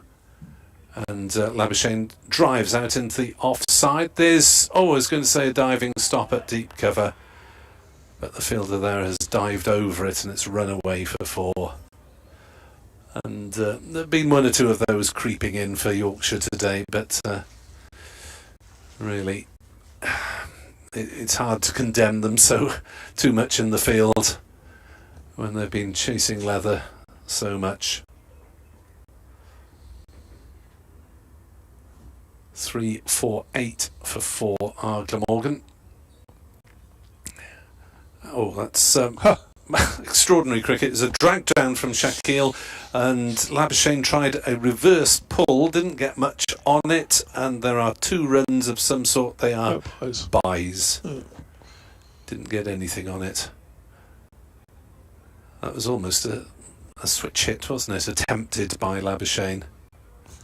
Well, he's looking for the gaps, isn't he? When you've got how many did we count? Was it all 8 of them? Virtually everyone apart from the slip and the bowler and the keeper on the boundary. As Labuschagne hits that up towards wide mid wicket, hasn't quite placed it well enough this occasion to come back for the second. 351 for 4.